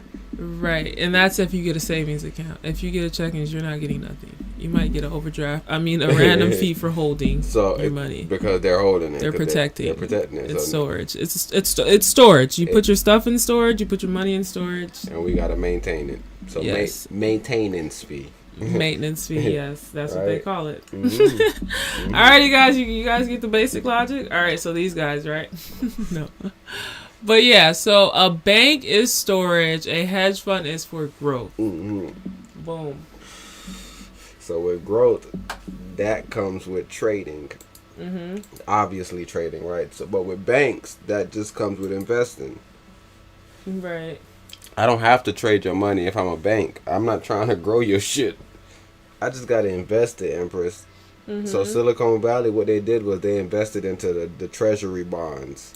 Yes, they did. Exactly. Right? And then when the rates go up, now the bonds look bad. Yes, they are unmanageable. That's what they said about Russia. They said Russia kind of felt this the sanction coming. So they unloaded the bonds. They unloaded the U.S. bonds like motherfuckers and bought a bunch of gold. Ooh. So they richer than a motherfucker right now. They definitely did that. Shout out to you, They Putin. did that, and the ruble ain't been down since. Putin got somebody over there that's trading, right? It's somebody over there understanding the markets. Isn't that everybody in every country? Everybody. Even Jamaica? We never understood this, but now you see it. It's like, oh snap, that's what the finance, the minister of finance doing. He knows about finances, nigga. He's trying to figure out. The London session. Yeah, so some people don't trade. Some people just invest. Some people just trying to figure out, yo, where can we invest this money? Well, shit, U.S. talking about a new bridge. They need some money, some funding for that. We got anything? Well, shit, send them something. What they throwing for it? Well, shit, 8% on that. That's what we're doing. We're just trying to grow it. Like it's nothing necessarily with trading, but with trading, you bringing your money in here to be growed. Maybe I promised you 10%. Maybe I promised you 50. I gotta grow this bitch. So I'm hiring traders, and if they coming through, Empress, and they're not profitable, they getting fired. At the bank is different. Nigga, I ain't hiring you to be no goddamn trader, nigga. You went to school. You know a little something about a little something. You ain't no fucking trading guru. Bro, I went to school and I'm a trading guru. What you talking about, brother?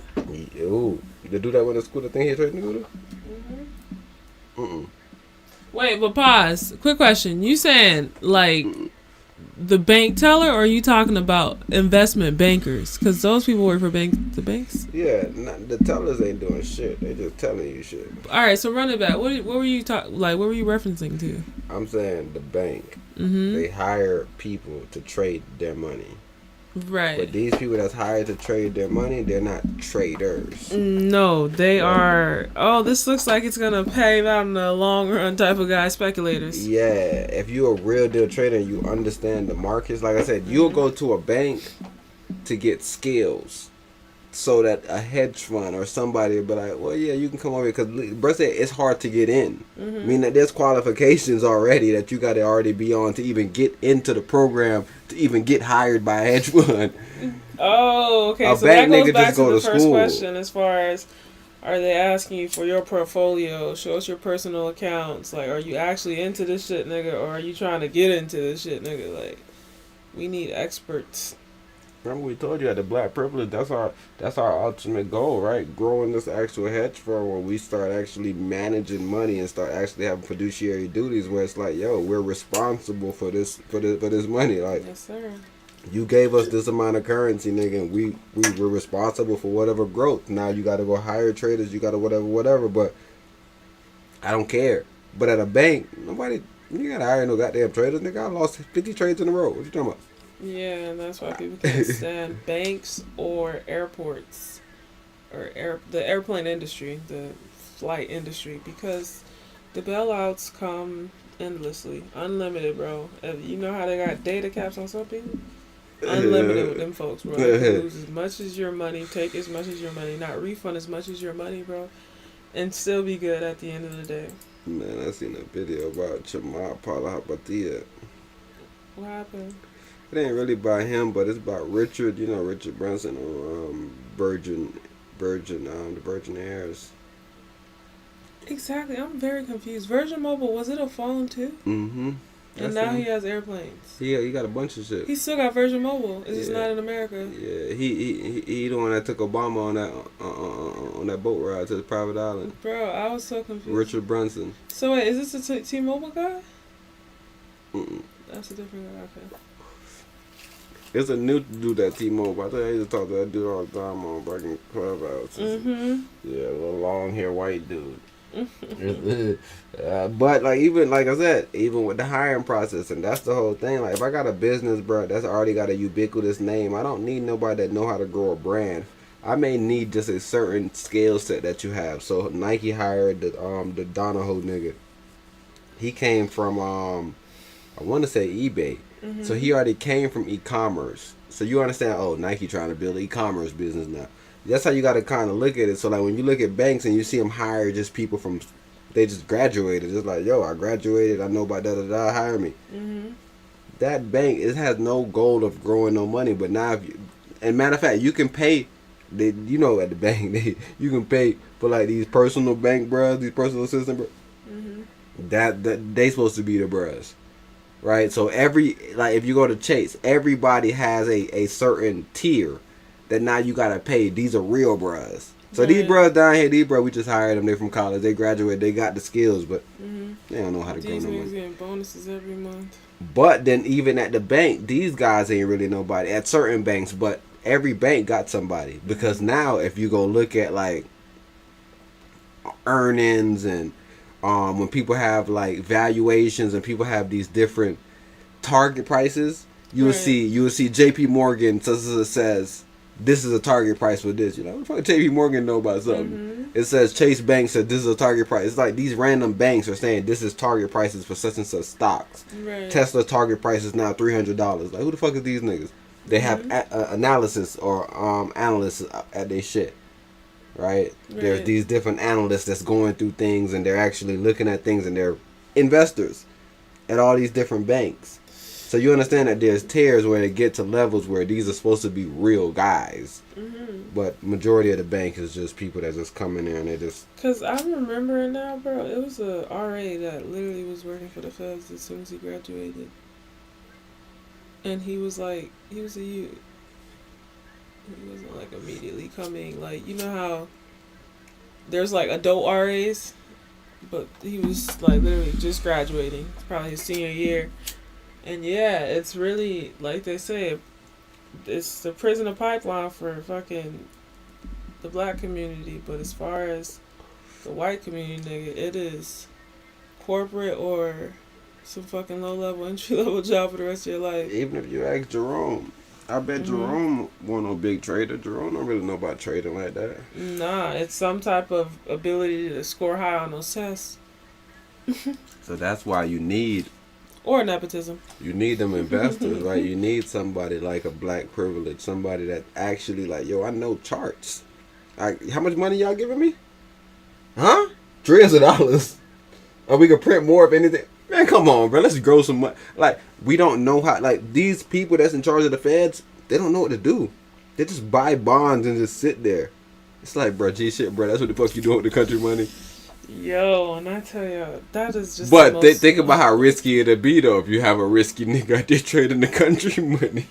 One day the country up. One day the country down. Bro, what is Great Britain? Yo, remember that one lady from ARK? ARK Invest. Come on, man. Kathy Woods, Empress. Kathy Woods. The people was like, yo, get out of Zoom. Zoom right past us. But she kept buying it. I bet she up now.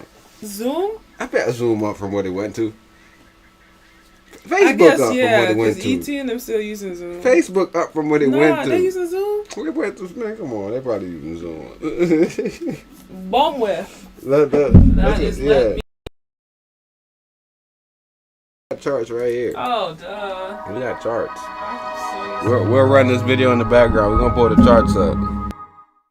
The SPAC mania of 2020 and 2021 was truly a once-in-a-generation spectacle to behold. Hundreds of questionable companies were able to raise hundreds of billions of dollars based on dubious business plans and financial projections. Today, almost all of that money has disappeared.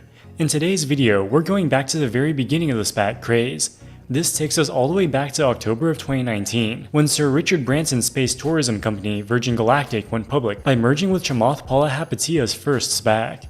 Being the first space tourism company ever to be listed on the public markets, Virgin Galactic soon became one of the hottest stocks on Wall Street. In 2021, its market cap peaked at over $10 billion before it had flown a single paying customer into space. 4.5 years later, the company is reaching the end of its rope. In June of 2024, their share price fell to below $1, putting them out of compliance with the New York Stock Exchange's listing requirements. To solve this, they were forced to do a 1-for-20 reverse stock split. Had you invested $1,000 into Virgin Galactic stock at its all-time high, you would have $7 today. While the company has succeeded in taking a couple dozen paying customers into space, their revenue is minuscule and they're burning more than $1 million per day. They are truly on the brink of bankruptcy.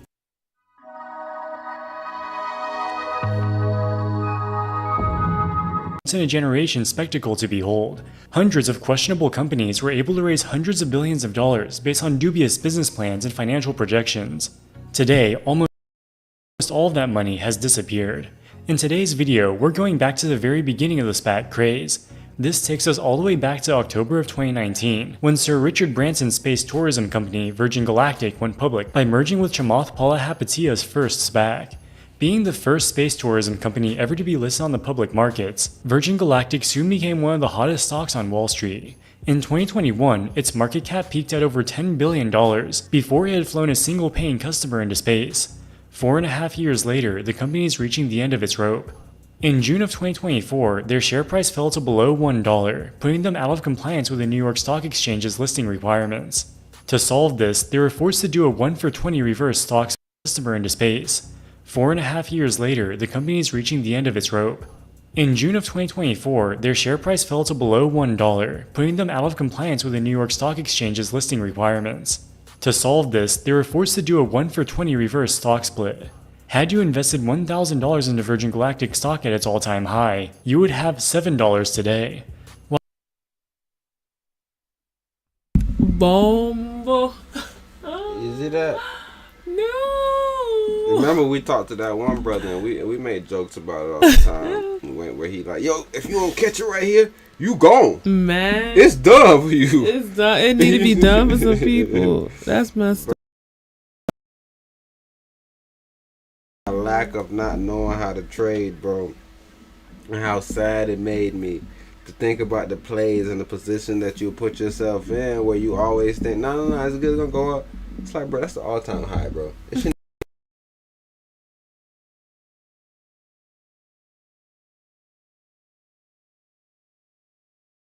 Grab my OBS and put my other mic on. Yeah, I was about to say you might be able to plug the mic out. No, plug the mic out. Plug these though. No, these right here. These headphones. Plug them into the computer.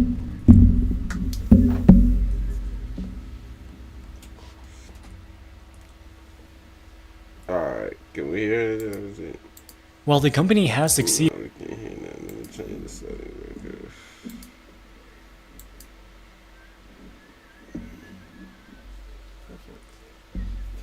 Who are they? That's perfect. That should not bother anyone. And then yours is down here on the curve. This should not go off. It's not registering. What is that? It Babe, should be real tech. make sure they're all the way in. You gotta probably pull that dog up soon. It's in? Yes, sir. Okay. No, that's not it. No, USB audio device? I don't think so. No. USB. Yeah. Maybe you could plug it into the USB. Do all voice meter drums.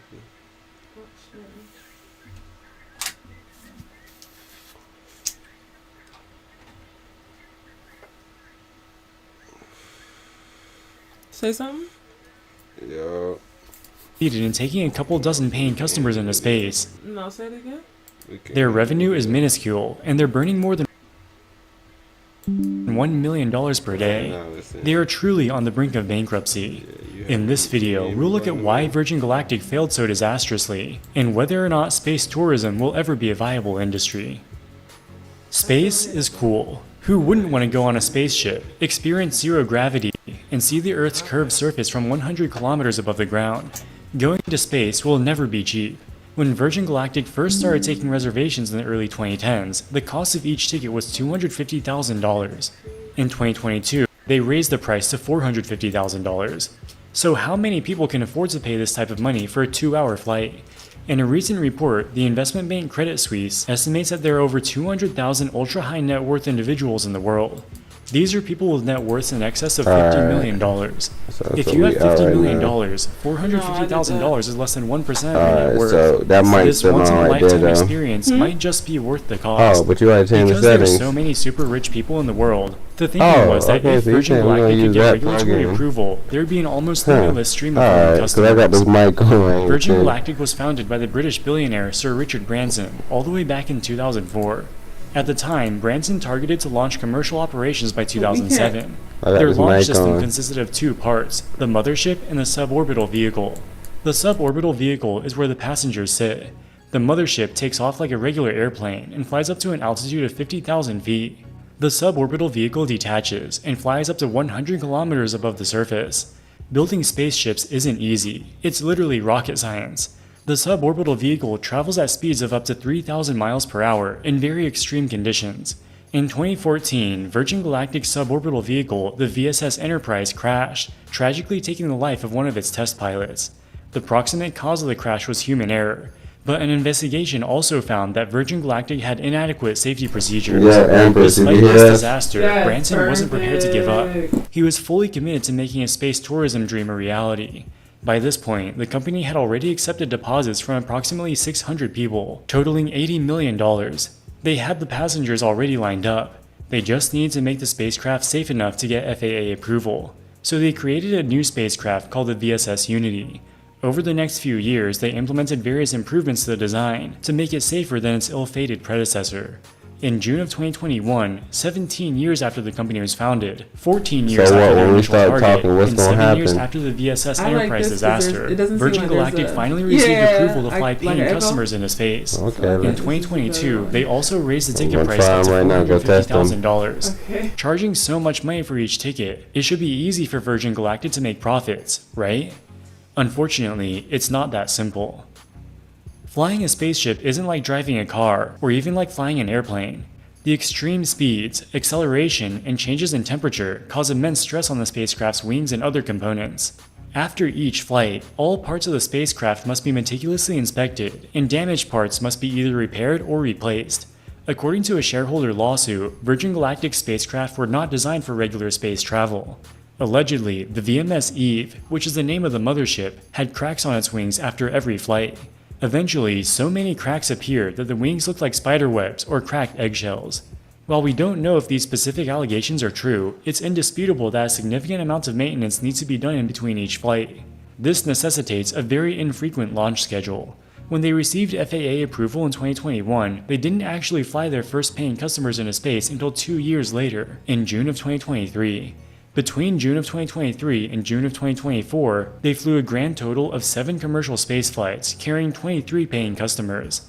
That's an average of about 1 flight every 2 months. The VSS Unity has a maximum capacity of 4 passengers.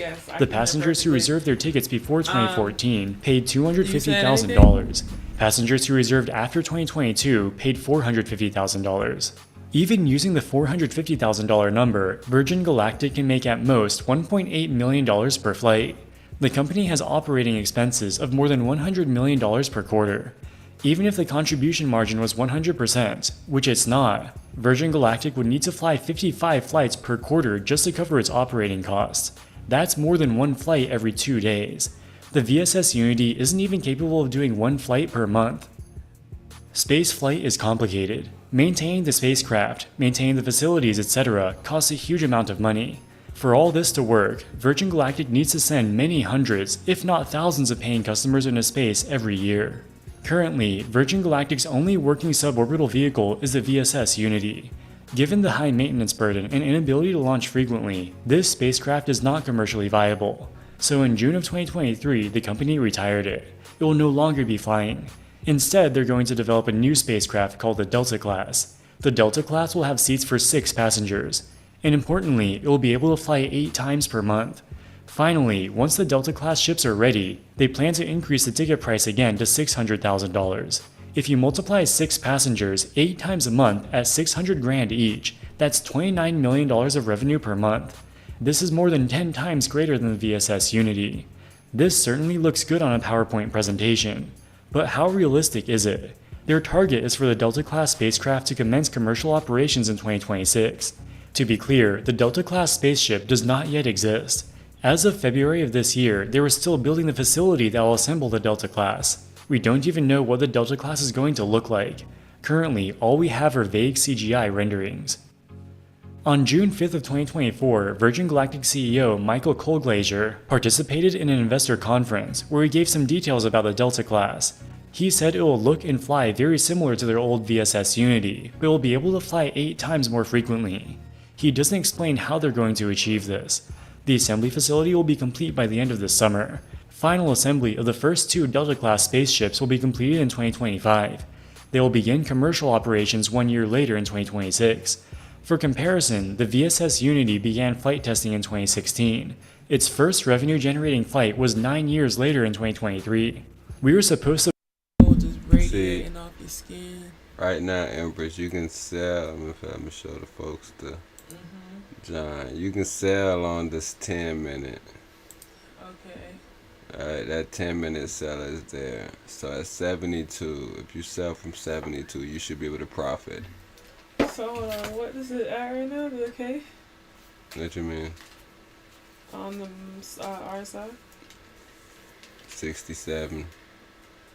Oh, okay. So 67 and the sell is at 72.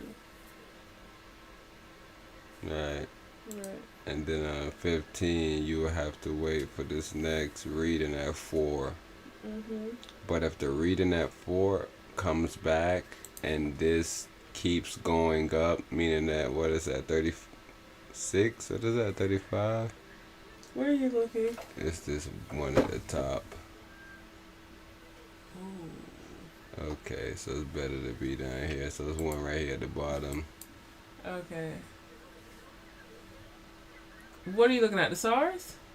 Yeah, but you want to find this one. This 4 hour. What is it at? The K. 35.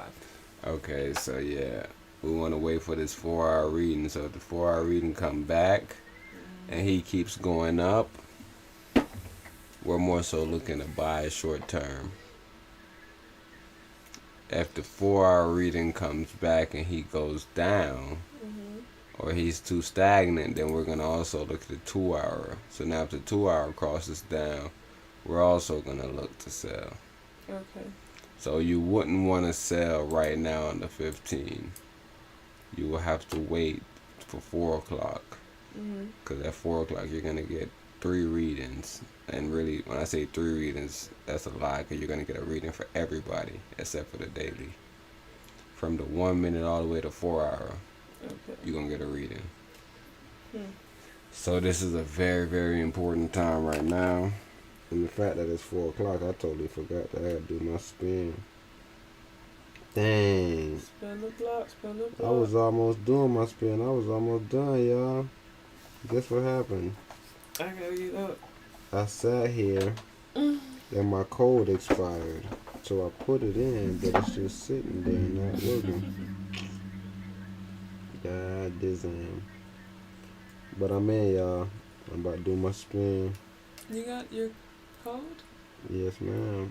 You fast. I'm telling you, I ain't playing with them today. Yeah, usually I be needing you because I don't know, like every other day I go kick you out. Yeah, like it's just the email don't load. It just keeps on showing me a blank screen. Yeah, when it does that, I just refresh the whole browser.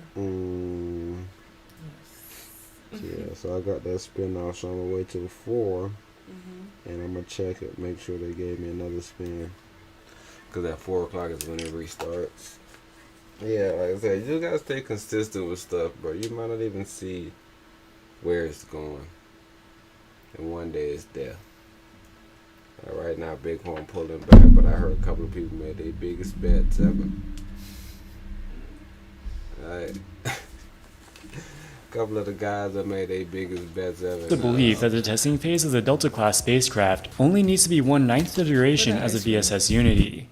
For the Delta-class to fly 8 times more frequently than its predecessor, it almost by definition needs to have new types of advanced technologies, or a new and innovative design philosophy. You would think that any spacecraft with a novel design would require significant testing before it starts carrying passengers. The real reason behind the aggressive timeline may have to do more with the company's financial position. As of March 31st, 2024, they had $800 million of cash, restricted cash, and short-term investments. Their free cash flow is negative $125 million per quarter.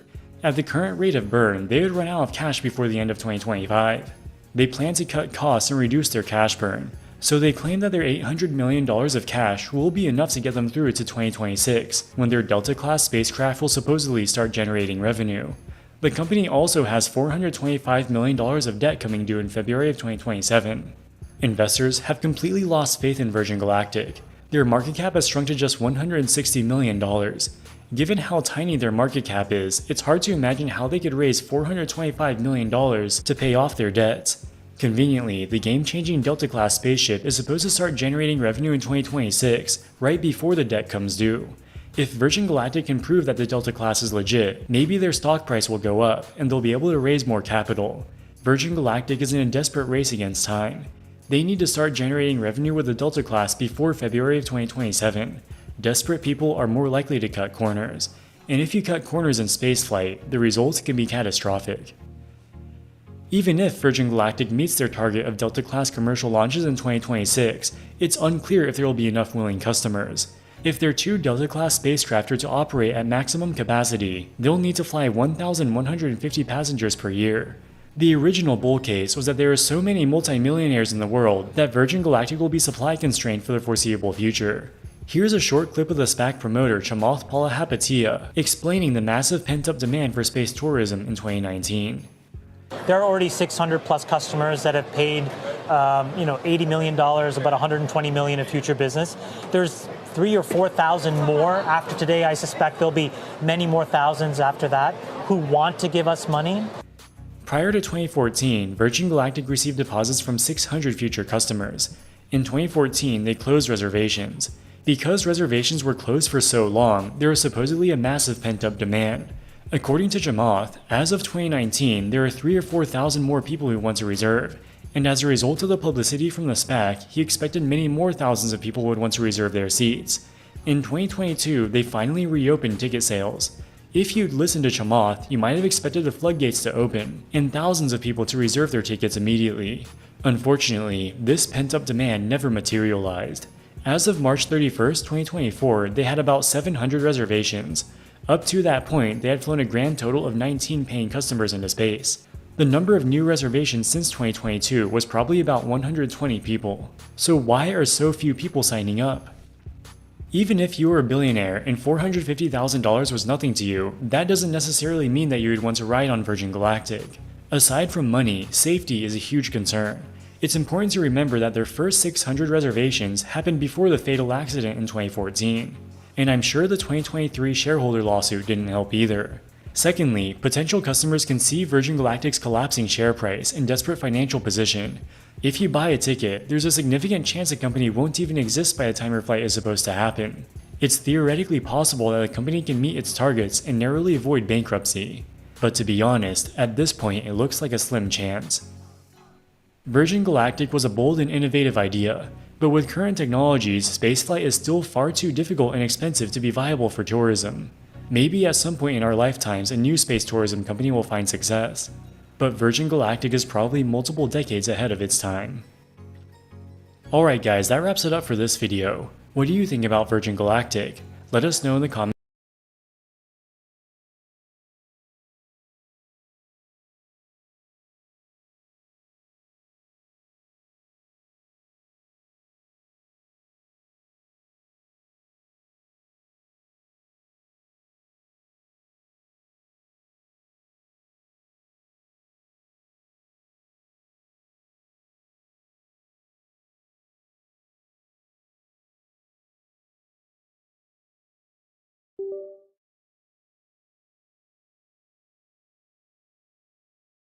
I know this but not even working. It might be us.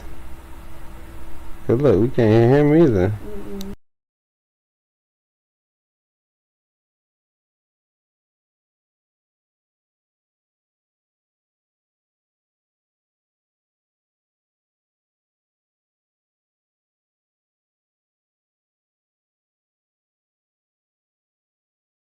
This one right here picking up, but still sounds shit. Sound like Arnold left. Dang. Let me go try to see if I can adjust this while we're working in the back at least. What's going on? Is it muted? It's off. But you could, you have to disconnect yourself to even see that. Ever since Arnold left, shit went to shit, so I ain't gonna lie to y'all. Come back, Arnold. Let me see if I can go to my filters. Here we go. Filters. Alright, let me get a better threshold. How does sound? Yo, nah, that don't. Alright, it's a closed threshold. What an open threshold like? What about this? No, this decibel sound whack. What about the tag, hold time? Let me switch up. Let me add a filter. Okay. Let me see if I can add a filter on this boy. Alright, Empress is back, so we're gonna run this next. Hit us with a T. Matter of fact, I got you. Transition has already been played. You good, Empress? Wow. So yeah, we trying our other mic because our other mic went out, but don't be mad at us, bro. Maybe listen like, bro, that mic sound, this mic sound different though. Whoa, this mic sound different. Whoa, what's wrong with this mic, man? Come on, bro, get your shit together. Alright, so this mic sound good about right. Your mic don't sound good nowhere. I about to say this mic sound good about right here. No, it don't sound good about right here. You might want to mute it first. This mic right here, boy. You go to moving them. Sound like you in an earthquake. Oh god. Oh snap. What you saying though? Nigga, scrap.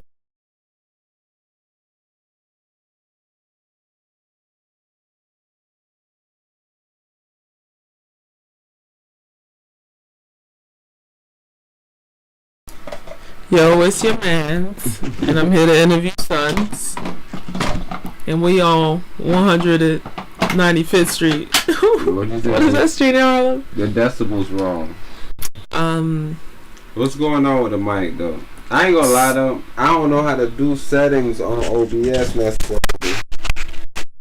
Mute it? Oh gosh. Nah, don't mute it yet. Let me see. How does it sound without this on? What that is? What's on? This thing right here. Nah, you don't want to take the wind. Cause you saying the gain is crazy. Yeah, that's the wind. We might need them in front of it. Put another bird in front of bro. Hey, how you doing? It sounds a little better, right? Yeah, because I'm right here and you don't hear the whole. Alright, run him back and listen to him. That job make him sound shitty. I ain't gonna lie.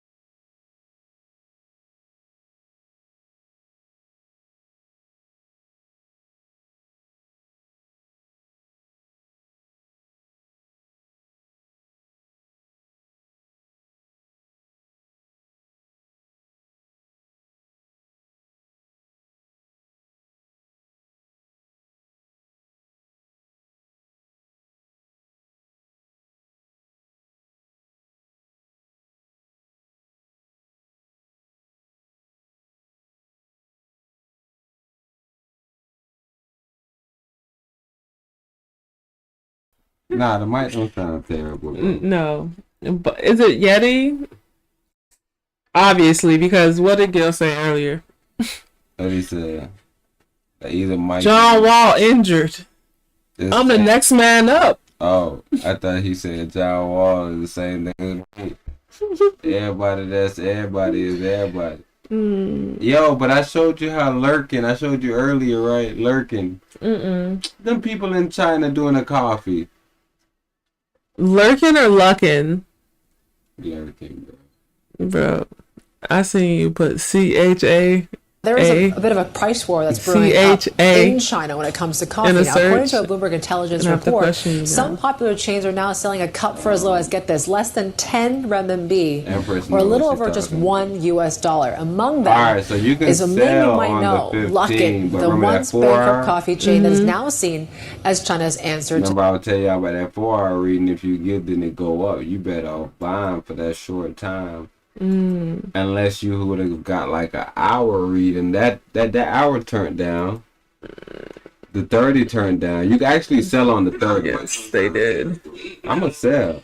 I'm gonna open up a sale, guys. I'm gonna open up a sale on the 30. Babe. It sounds so good. We literally didn't. No, I'm opening up a sale on the 30. Okay. What was a 4-cent sale on the 30? What was that? 71? Damn. 72. Dang, I sold on accident, y'all. On accident. Yeah, I sold at 72. Hi. Hi, yeah. Hey. Yeah. Yes, ma'am. This reminds me it has a magnetic. For real. Man, you moving it a lot, though. You making it sound shit. Oh, man. Yeah. Don't need to move it nowhere. Once you put it, just leave it, bro. Okay. Don't touch the mic at all, bro. Yes, sir. Matter of fact, just to even double check. You see the mic? Look at the levels. The levels is good, bro. Everybody seem like they're in nice harmony. Surrounded. Matter of fact, even if you want it, so you ain't gotta go too crazy, you could be able to talk real low and still get your point across real high, I think. Oh, you think so? That's the whole point of it.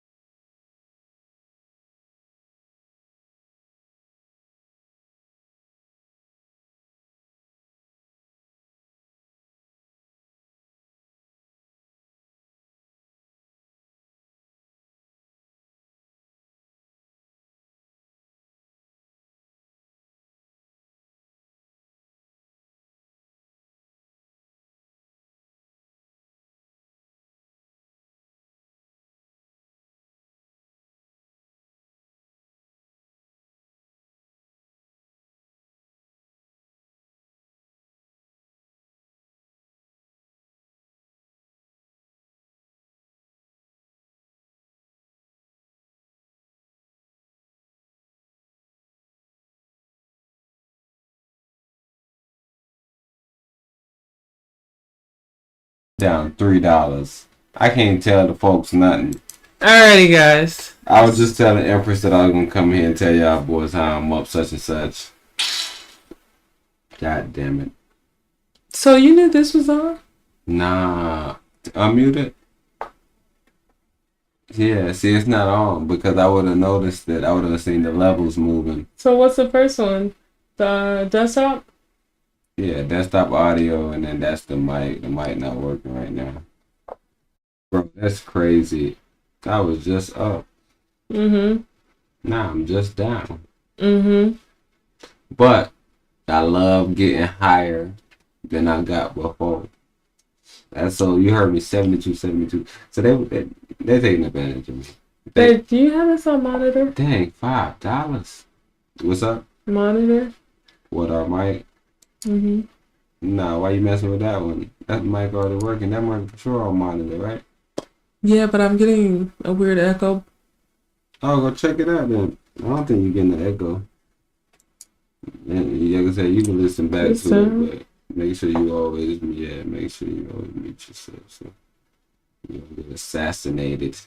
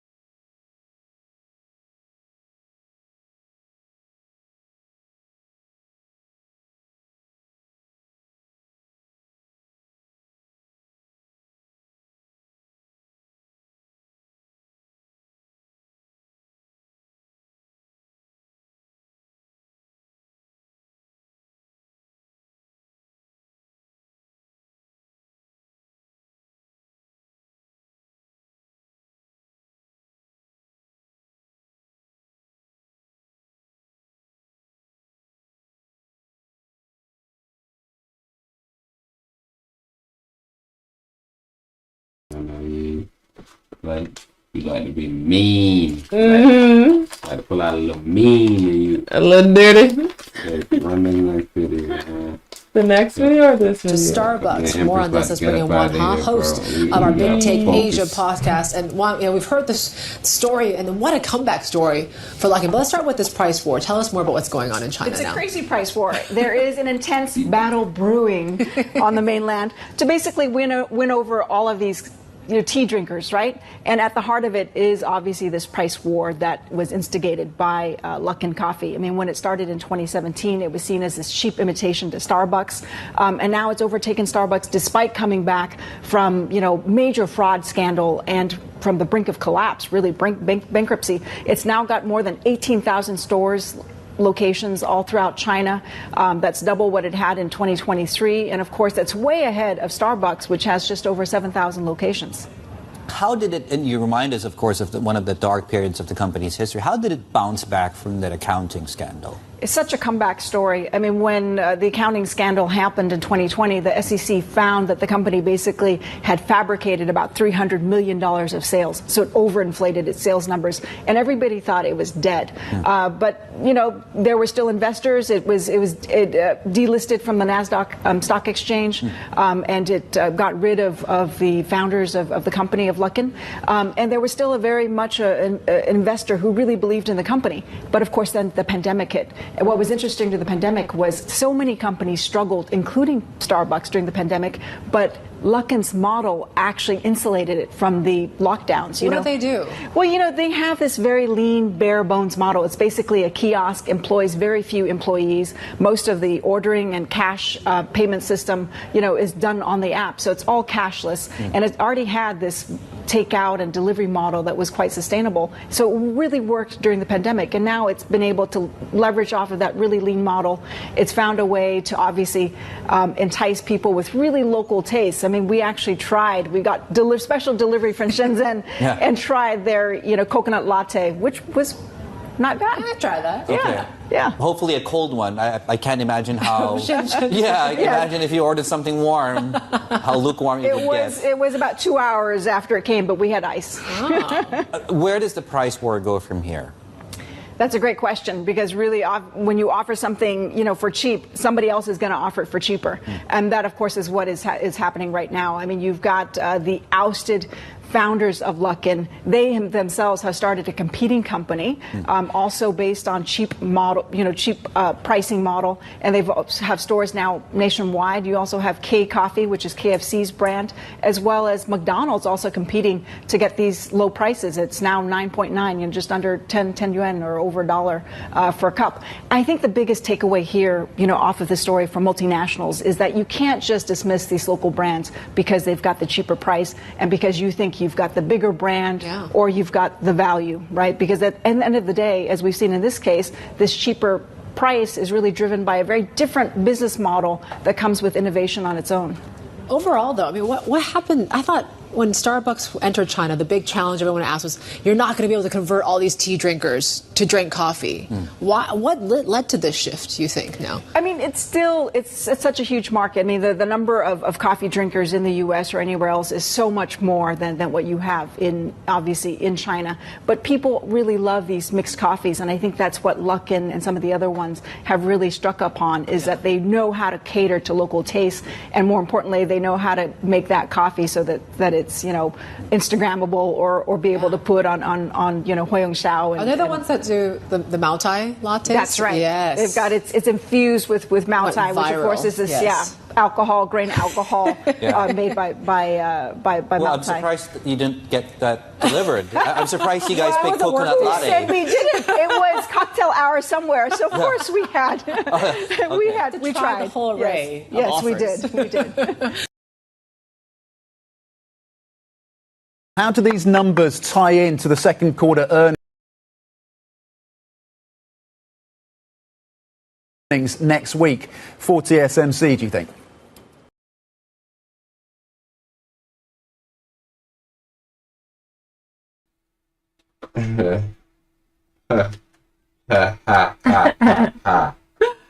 So shout out to Empress on that Luckin tip. So yeah, Luckin running Starbucks out of that boy. Fun fact, KFC has a coffee brand. K-Cup. What's the name? K-Coff. What do they call it? They sell K-Cups. Make you want to cough. Don't trust that. What? That'll make me sad. They call this, cause they got the K-Cups already out here. Mm-hmm. They definitely do. So I can see them manipulating people in China. Like, no, we K-Cups. You be hearing the Americans talk about it? Yeah, well, Tom, it tells they us. talking about this. With the K-Cups.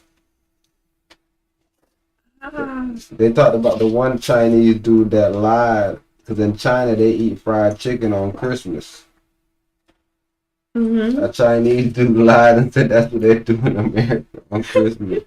So now in China on Christmas, Chinese people go out and buy chicken, buy fried chicken to celebrate Christmas. So that's what I'm saying. Shit like that can happen all the time, Empress. Wait. What? Wait for what? Wait for what? How recent was this? Man, what are they trying to cheat me? What? The Chinese stuff? Mm. The Chinese stuff? Yes, sir. This started in like the 80s. This is the old Chinese John, yeah. You said, and who did this? I'm pretty sure like one of the businessmen or like maybe one of the leaders or something. Mm-hmm. Yeah, he lied to the folks. He ain't lied to them. In America. He suggested. On Christmas. That. Nobody on Christmas has ever ate fried chicken. I've never seen a nigga eat fried chicken on Christmas. Them Asians do. That's what I'm saying. That's the only time they eat it. And that's because, the brother lied. You said it's Christmas every day for black people. So I was thinking about a nigga lying again, what they say in K-Cup shit. Oh. So people lie about anything, so why wouldn't you say, yeah, bro, this is the American coffee? This is American coffee. Yeah, they only drink coffee in these little cups. Call them K-Cups from KFC. Mm-hmm. I'm just telling you, bro. A lie's better than telling the truth. You come out with some good ass marketing, nigga. Start telling them all the good things you got in your John. A bro come out and say, Another dude come out and be like, hey, official K-Cup sponsor. Right there, that's the official. Man, bro, putting their mic on the mic stand, messing with the mic stand. And then look, they making loud screams. Oh my God, they're peeping. They don't know how to be professionals. They don't know how to be professional, bro. The cast is about done. Y'all can tell. Y'all can tell. Look like they ain't messing with their mic again. Yo.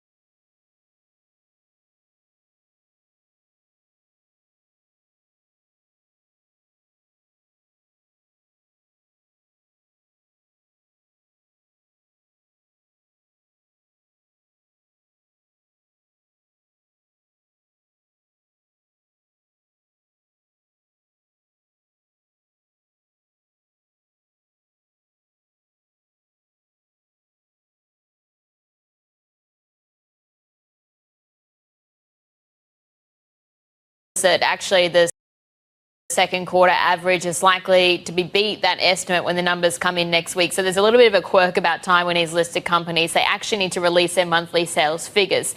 Given that, this June reading, we can then extrapolate based on the numbers that we had for May, April and June.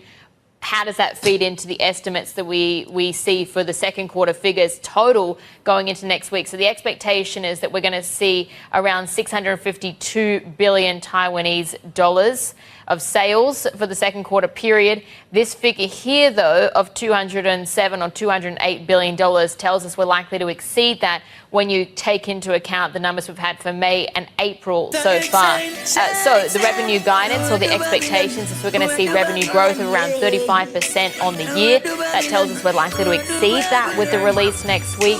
And also, of course, really important to note what we get in terms of the revenue outlook moving forward, any CapEx plans as well. But as you said, TSMC is a company that has really been on a tear over the course of 2024, given it is that sole supplier to the likes of NVIDIA, Apple, the most advanced chips that we see in the AI space.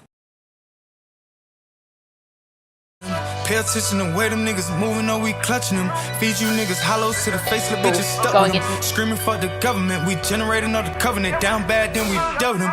You ain't never went to war about no money, so stop chopping, nigga. My brother caught 2 murder cases and beat the lead, lifeless nigga. Know this nigga roll against some money, still don't like this nigga. You got the bread, we got the price, nigga. Keep my face to God to get me out this dope game. We flood them hills, West Orlando, talk to no names. We getting real money over here, fuck them whole games. And the nigga tell you different, selling the soldiers like some cocaine. I'ma keep shit swift from all the shit that I did way back then. You found a slump, how the hell them niggas gon' take that in? Fuck nigga cross me over, but I hear the U and spin because I'm slit hanging out the window here, take shit to the chin. Spin for a dub, spin for a dub. They caught him lacking at the club, follow him home and it was up. Use the words in the right test, them niggas will really call you bluff. Forever pay, fuck the fake love, bitch you can't replace it, nah. Young hustling that nigga ain't no fake, we ain't raw. One of the bad from the jump, bitch I was gon' get involved. Keep that ice up in the cup and keep that hanky in your drawers. Salute my niggas facing them ball while I stand tall in front of all eyes. You still a ghost, you done got exposed to the mall price. She was a toast, she introduced us to that dog life. Roll a clutch, your clock, play this crowd, them niggas easing us. Can't fuck with too many cause I get tired of niggas freezing up. Get me out this dope game. We flood them hills, West Orlando, talk to no names. We getting real money over here, fuck them whole games. And the nigga tell you different, selling the soldiers like some cocaine. I'ma keep shit swift from all the shit that I did way back then. You found a slump, how the hell them niggas gon' take that in? Fuck nigga talk me over, but I hear the U and spin because I'm slit hanging out when they take shit to the chin. No pretending, nigga can't even flex, bitch I'm too fresh off that rim. But start to get this shit, start to take off for every penny. Toast to the money, I threw on a little shot, had me feeling me. Throwing that air with all that energy, quit playing with me. Hustling like no limit, bitch I'm slaying digits. Only hang with bosses, fuck nigga pay attention. No matter what, you gon' always be a thug, like who gon' pay a visit. Life is what you desire, call me alive, watch me transition. Who the fuck said you want us? Who the fuck gave you a pass to come around like you won't get touched? Fail to see ain't no robbery, it's a stick up. From where them killers be, don't fuck around and get blicked up. Yeah.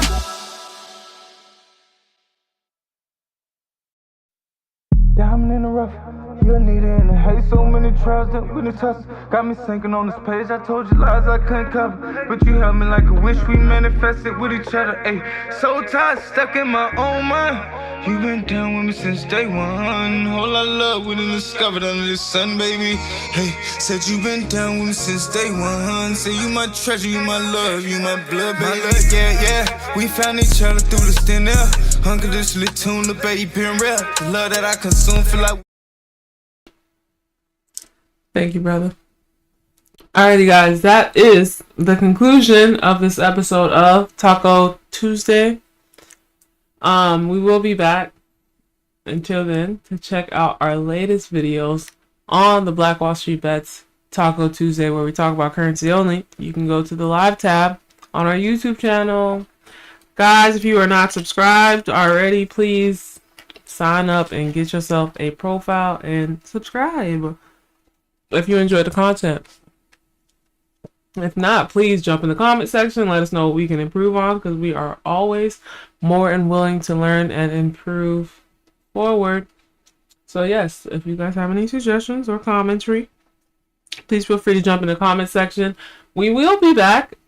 Professor Asnati, do you have anything else you want to add? That's it for sure. Like I said, we analyzed the chart. We kind of see this little play on this 4 hour where we said this might be a short term buy. Mm-hmm. Depends on how it plays out. But we're still looking at the sell based on finally being under our number of 67, where we at 65. I guess I can double check the daily again to see if something changed drastically. We're at what? We're at 67 now, Empress? Yes, sir. Okay, we're at 67 and appearing to curl back up. And like I said, what we'll do is if it does keep on curling back up, we'll just play it to that side. We'll play it to the buy side, but we'll be patient. We'll wait for the confirmation. If the 4 hour already happened, more than likely there'll be another pullback within the play for you to get an entry. So maybe it'll be on the hour, maybe it'll be on the 2 hour, maybe it'll just be on the shorter time frames, 15 or 10 or whatever. But based on what we're seeing, it should be some type of pullback, even if it's something fake or false or something really quick. Mm-hmm. So yeah, definitely stay tuned with this one. We didn't really analyze a bunch. Like I said, we started late. We had different little things and stuff that we had to change, but we got a little setup going on right now. We're gonna still have to figure out something else as far as with our other mic. But yeah, right now we got some stuff going, and we're gonna move from there and see exactly how we can get this job running. But yeah, outside of that, we'll be back for sure for Freestyle Friday. But you gotta stay tuned because, like I said, you never know when we'll pop in and go live. Might go live tomorrow. Like I said, we didn't cover a bunch of stocks like we usually do, so we might just go live randomly and just pull up some stocks and just see what's going on. Because definitely, tomorrow is gonna be territory wacky. You know what I mean? Y'all watch the cast. Y'all know what's gonna happen tomorrow. It's funny that we do the cast on this day. But yeah, y'all know what's gonna happen tomorrow, man. Just make sure you stay the course. Like we always say, if you're not in the play, don't force yourself in the play. I know y'all just heard me say I'm selling from 72, but that's just on the pullback in general. But there might be a push. We told y'all about that on the small 4 hours. So if you're scared and no capital, then you'll get that buy and just ride it up. But make sure, like, tomorrow Wacky Wednesday, so it's gonna pop up, jump around, and all type of crazy stuff. And on the 4 hour, did we break in? Go to that 4 hour one more time before we get up out there. Green pass? Oh, down here. Yeah, did we hold that time? Yeah, we did, right? Yes, we did. Okay. They can use the MACD, and they can recross back over on the daily. Not terrible. What we looking like down here, Empress? On the screen down here on our trade. $3. $3. Okay. Well, yeah, like I said, if there's something really, really going on, you're gonna get an entry on the 15 or 10 minute.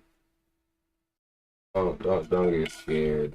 Don't get scared right now. But yeah, right now we're gonna stay the course based on what we were staying the course on. We initially sold on something, so that play didn't print out yet. So we already know we got something printing out for that one. So yeah. Whatever time frame you do your plays on, that's what I was just telling Empress earlier. We doing things time frame by time frame, right? So if you're selling on the daily, hold to the daily bottom out. If you're selling it on whatever time, just hold to that bottoms out. But that's all we got for y'all, man. Thank y'all for coming through and tuning in to this special episode. But hey, can't be in all night. We gotta get out of here. Well, no, I'm joking. Alrighty, guys. You guys heard Professor Asnati give some wonderful announcements and heads up and advices. So yes, continue to stay tuned. Live tab if you want to play back our things. Any commentary or feedback, feel free to jump in the comment section. Don't forget to like the video and subscribe if you did enjoy it. Share it with your financial friends, your non-financial friends. Share it with everyone, because it's a life skill that I think everyone should have. Learn how to fish. Yes, ma'am. Versus one fish. So until then, stay black, balance, logic, and knowing. And shalom. One fish too.